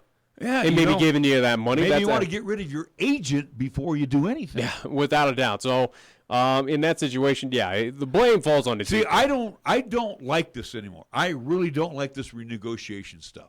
Now, if you fulfill the deal, and again, maybe you shouldn't be signing longer-term deals. Maybe I understand longer-term deals protect you. Yeah. But you want that so-called job stability. Yeah, but maybe if you feel, and obviously, let's be real honest. Zeke Elliott is not a brain surgeon. Okay? So, maybe when you were sitting down with this deal with the Dallas Cowboys, instead of doing 5 or 4 years, you did 2 or 3. Yeah. And then you get a chance to sit back down, or maybe they don't want you. And I don't think in these contract negotiations, or at least, again, not even in the renegotiation, but just setting up for all that, it's not like you're being handcuffed. I doubt that it was a situation that here's the Cowboys offer, and they said, take it or leave it. You're handcuffed. You can't negotiate. I don't think. And again, that's why you give commission. That's why you pay your agent to figure this all out and work for you, so to speak, and get you these monies and these contract terms. If anyone, you blame him. Of why is he not fighting for you? Why are you now? Why the need for a renegotiation? If you weren't happy, then maybe it's the guy that helped build this contract that failed you, so to speak. Would you agree with me that Jerry Jones pays Zeke Elliott pretty well? Yeah. Would you agree that Zeke Elliott had a good year? For the talent and for what he's done in his career so far, I think he makes – I think what he has is what he deserves. He's probably one of the top prizes in a Dallas Cowboy uniform right now. Which is not saying much. Well, I'm talking about money. Oh, yeah. Would you think as a owner – Jerry Jones, and again, I don't know Jerry Jones, don't want to know Jerry Jones. All I know is what I see and heard about Jerry Jones. But do you think that with Zeke Elliott doing what he's done on the football field, without all the other problems that he's had, do you think one Jerry Jones has gotten to the end of the year and little Christmas envelope to one Zeke Elliott and said, hey, thanks. You had a great season for us. I'll see you at training. I'll see you at OTAs, whatever. Do you think Jerry Jones has probably flipped them a few extra bills in an envelope before? Would you think? Would assume. Yeah. So you would assume there's something like that, but again, for the career and you're messing with Jerry Jones. This is what Jerry Jones is a very established businessman who, again, treats everything for business. Yeah. His Dallas Cowboys are about business. If he wins the Super Bowl, that's secondary. He's all about the money. I mean, if you win a Super Bowl, that encourages money. That puts your team on the map and everything. I think for Jerry Jones, his main focus, as it's always been for the Cowboys, as he's moved pieces in and out and kind of toyed around with his team, has been the Super Bowls, and he wants to win another one without a doubt. But again, he's fluctuated. In this situation with Ezekiel Elliott, again, it's just egos. It's something where I think Ezekiel has too big of eyes for his stomach. I think the money that he's making now is fair enough for this guy of where, again, 3 seasons so far where 28 touchdowns. He's trended downwards year in and year out from his at least touchdown mark, 15 in 2006, 7 in 17, 6 in 2018. Yardage has kind of fluctuated, at least 1,600 yards in 2016, 900 in 17, 1,400 in 2018. So, again, numbers at least through the 3 seasons. Yeah, it's a promising back guy that has talent without a doubt. We know that. But is it anything that wows me where for Jerry Jones, okay, I need to get this guy long-term and paid very well? No. He really hasn't done it. And again, as an owner of a business, you've lost my respect. I mean, again, where he makes the comment at a press conference, and he is the owner. He can say stuff like he has the right to make a joke. Zeke, who? Because he's the one whose name is at the bottom of the paycheck, as I said earlier. The thing is, these guys are the ball players, the employees are disrespecting the guy who signs the checks. How dare you? And again, Zeke, you don't want to play with the Cowboys? Great, terrific. Maybe something can be, done to accommodate you. First off, Jerry Jones, as a businessman, has a contract that says you will play for him till whatever year. And second of all, which he'll be an unrestricted free agent in 2021. And Jerry Jones has that opportunity now. Well, hey, you don't want to play for me. I'm going to go shop around for the best deal. I'm going to go call the 49ers and see if I can get Nick Mullins and see if I can get Goodwin, the receiver, and we're trading you to the 49ers. Yeah. So, again, the disrespect that these players have. And again, they are prima donnas. They're hot dogs. They make a pile of money, and they've been doing it for years and years. Don't get me wrong. And Ezekiel is also in an interesting situation. He's a moron. But as a running, he is a moron. But also too, as a running back, he's not really a hot commodity because again, you can find that day in day out running back. Where again, running backs. Look at the Broncos did last year with Phillip Lindsay out of Colorado. Yeah, but I'm just saying we're seeing that running backs no longer have kind of a long shelf life, so to speak. They're pretty much okay. You had a few good seasons, bye-bye. We move on and find someone else in the draft, some newer guy to do, again, about a 5-year run stint. All right, we got use out of that and move on. Ezekiel, his time is kind of dwindling down of being a top running back before it pretty much just sets in stone and, hey, you're just average and you're running the ranks. Again, you run into the rare Frank Gores of where he's still continuing his career and doing phenomenal things, but I don't see that. And ask yourself about Frank Gore. Has he ever? Think back to even the Niner days. The Niners went from, from the DiBartolo family to the York family. And all the head coaches and GMs. And everything. And Frank Gore was always, never once did that man gripe about a paycheck. No, I don't, yeah. Never held out. And when he left the Niners. And he didn't leave the Niners moved on from him. Well, he was upset about that. That was the only thing he ever griped about is he wanted to be a 49er. He wanted to end his career as a 49er. But, you know, and next thing you know, you see he's with the Indianapolis Colts. Mm-hmm. And then he moved on, correct me if I'm wrong, to Miami? Miami, yeah. So, you know, I mean, he stayed employed. But he's never griped about it. But he is that rare running back that is still getting it done. Here we are, again, well into a decade of his career, and he's still doing phenomenal things. And where other running backs... But he signs a contract and plays for that amount of money. Mm-hmm. He respects the ownership. Well, the majority of NFL players do that, other than some of these big names or some of these hot dogs. Yeah. And again, we'll pull situations like that again with Ezekiel Elliott as we do have one more break. Oh, I'm sorry. I didn't realize we had a break. Yeah, with the breakdown of the current contract for Ezekiel, he is under a 4-year at least contract, $24 million in total, or at least it comes out around $25 million. Signing bonuses of about $16 million, $16,350,000 in that. So average salary breaks down to about $6 million a year. So again, he's a free agent in 2021, an unrestricted free agent coming up that season. So again, $6 million average salary a year with the signing bonus with the contract terms for a guy of what he's done in 3 seasons. And again, going through those stats, I think is fair. I think it's fair for him. I think that's the money he does deserve. And if I were him, you sign that contract. Granted, yes, it is what you sign, being number 4 overall, at least first pick for the Cowboys and having that opportunity. But hey, wait out until 2021. Showcase what. Basically, here it is. Showcase your talents in those years. And then when 2021 comes and you go up to Jerry Jones and that Cowboys, at least front office, you go, hey, look what I've done for your team. I want money. I want my money now. I think that's the fair thing to do in this situation. But again, Ezekiel's going to do his own hot-headed thing. And I think for 2019, for this season, I don't foresee him playing any football. I think he sits. Jerry Jones, no. He is he's the wrong guy to negotiate with. Yeah. I think you picked the cactus. Yeah. He's not going to And budge. Ezekiel Elliott as a running back is not a hot commodity as what we saw with Antonio Brown of the Raiders, where Antonio Brown is your top wide receiver. Ezekiel Elliott, in my opinion, is not the top running back in the NFL. He's not going to be that garnered by teams to pick up or at least dole out monies that he would want.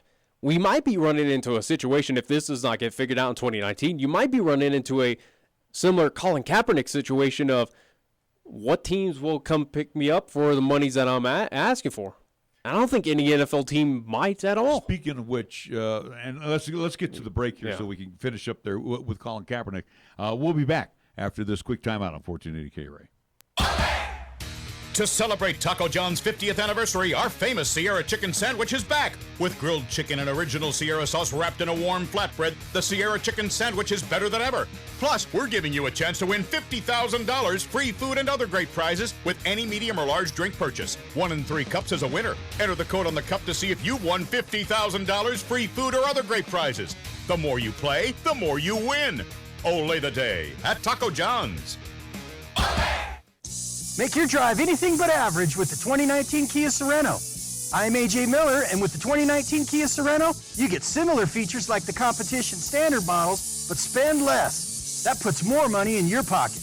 Dynamax all-wheel drive, Smart Power liftgate, and Surround View monitor are some of the many features available on the Kia Sorento. Come into Kia of Cheyenne for exceptional value. Call 775-0123 or go to kiaofcheyenne.com, and we'll make it easy. Cheyenne's oldest coin dealer and supplier, The Coin Shop, is proud to serve the community since 1982. Trade or sell your gold, silver, and other precious metals. Visit with David and the knowledgeable staff for a fair and honest assessment of your valuables. Located at 510 West Lincoln Way. Call them today at 778-7196 to schedule your personal consultation. Chick-fil-A is a proud supporter of our high school athletes at East, Central, and South. May the school year bring success to all of you. Before you start your day, stop by Chick-fil-A for a hearty, delicious, and satisfying breakfast. Only at Windmill and Del Range. Breakfast is served Monday through Saturday from 6 in the morning till 10:30 a.m.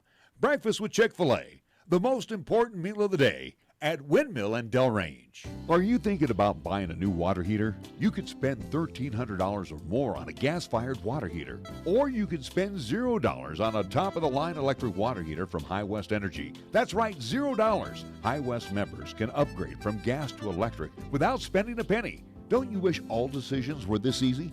Go to highwestenergy.com to learn more or call 307-245-3261. High West Energy, the best choice, the local choice, the right choice for you. At Medicap Pharmacy, we concentrate on nothing but your medications and your health. Each location is a locally owned full-service neighborhood pharmacy. We won't make you walk through aisles and aisles of stuff or wait in a long line. Instead, we'll always make time for you by listening, answering your questions, and explaining your prescriptions. Medicap Pharmacy.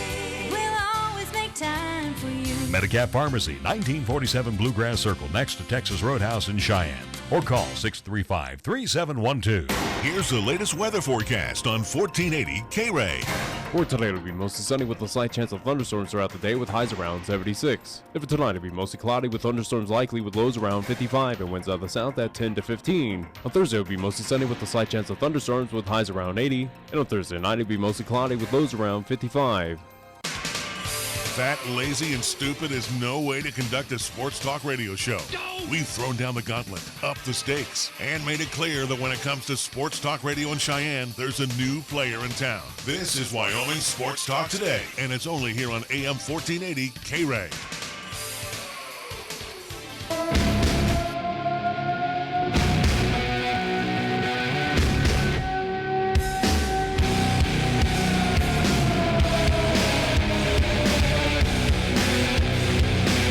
We are back, and we are here for just a moment before we wrap things up. You mentioned Colin Kaepernick. Did you read here the other day that, again, NFL owners have kiboshed him?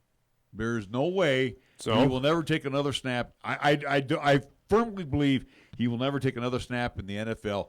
His only shot is if he wants to do tryouts for the XFL, but we've already. That's my question. Our understanding is that from Oliver Luck, commissioner of the XFL, again from even from the owner, Vince McMahon, that Colin Kaepernick is not welcomed in the XFL. They've already addressed that about, I do believe, last year around this time when that was brought up, or at least I do believe it was brought up 2 years ago when we were just getting the introduction to the XFL of what about Colin Kaepernick. It was addressed that, hey, his views, his personality, everything around Colin Kaepernick is not welcome, or at least it was a situation of, hey, abide by the XFL rules and abide how our play style and how we do our code of conduct, where, hey, you're going to stand for the flag, you're going to do all this under our bylaws. If you don't, you're out of the league. So, and where you're going with this, will Colin Kaepernick play in the XFL? No. Well, I think that's a definitive. And the latest on Kaepernick was he was actually bypassed for a 40-year-old journeyman quarterback. I can't tell you where this backup quarterback ended. I mean, this is how bad you have made your life in the National Football League. And again, talk about a guy who could be a multimillionaire. Could be a multimillionaire backup. Either way. But, just by doing one stupid thing, which he should have done and again, it's his right to be stupid. He should have done that. Just stayed in the locker room, and if he had stayed in the locker room and just not he came out, I think we'd be having a different story right now. Yeah, I think he'd be in the league. But again, I firmly believe this man will never take the another snap. In my opinion, the on-field stuff did not hurt him as much as I think what was going on behind the scenes of him negotiating contracts, trying to pass off to teams and saying, hey, this is my talent, I'm worth this much money. I think same with Ezekiel Elliott is the same with Colin Kaepernick. If his eyes are way too big for his stomach, he's asking for way too much, and he has nothing to prove of that he's worth that money. Right. I think that is honestly the situation of him going out saying, hey, I'm a starter, I'm worth this much, I brought a 49er team to the Super Bowl, almost won that thing, and this is why I'm worth this money. But he also brings a lot of baggage with him. Oh, without a doubt. And I don't think teams want to even mess with that. Yeah, I really firmly believe because... And we've seen that in other sports of, hey, players have that baggage of whatever situation. Teams back off. They go, hey, don't want to deal with it. Right. Similar with Tim Tebow. Look at what happened with him. Hey, we don't want to deal with the media, at least attention that you're garnering, whether it's good or positive. We saw that throughout the NFL saying, we don't want you, Tim Tebow. Get away from us. Yeah. Now he's playing baseball. And he's out for the rest of the season. Oh, by the way. Yep. All right.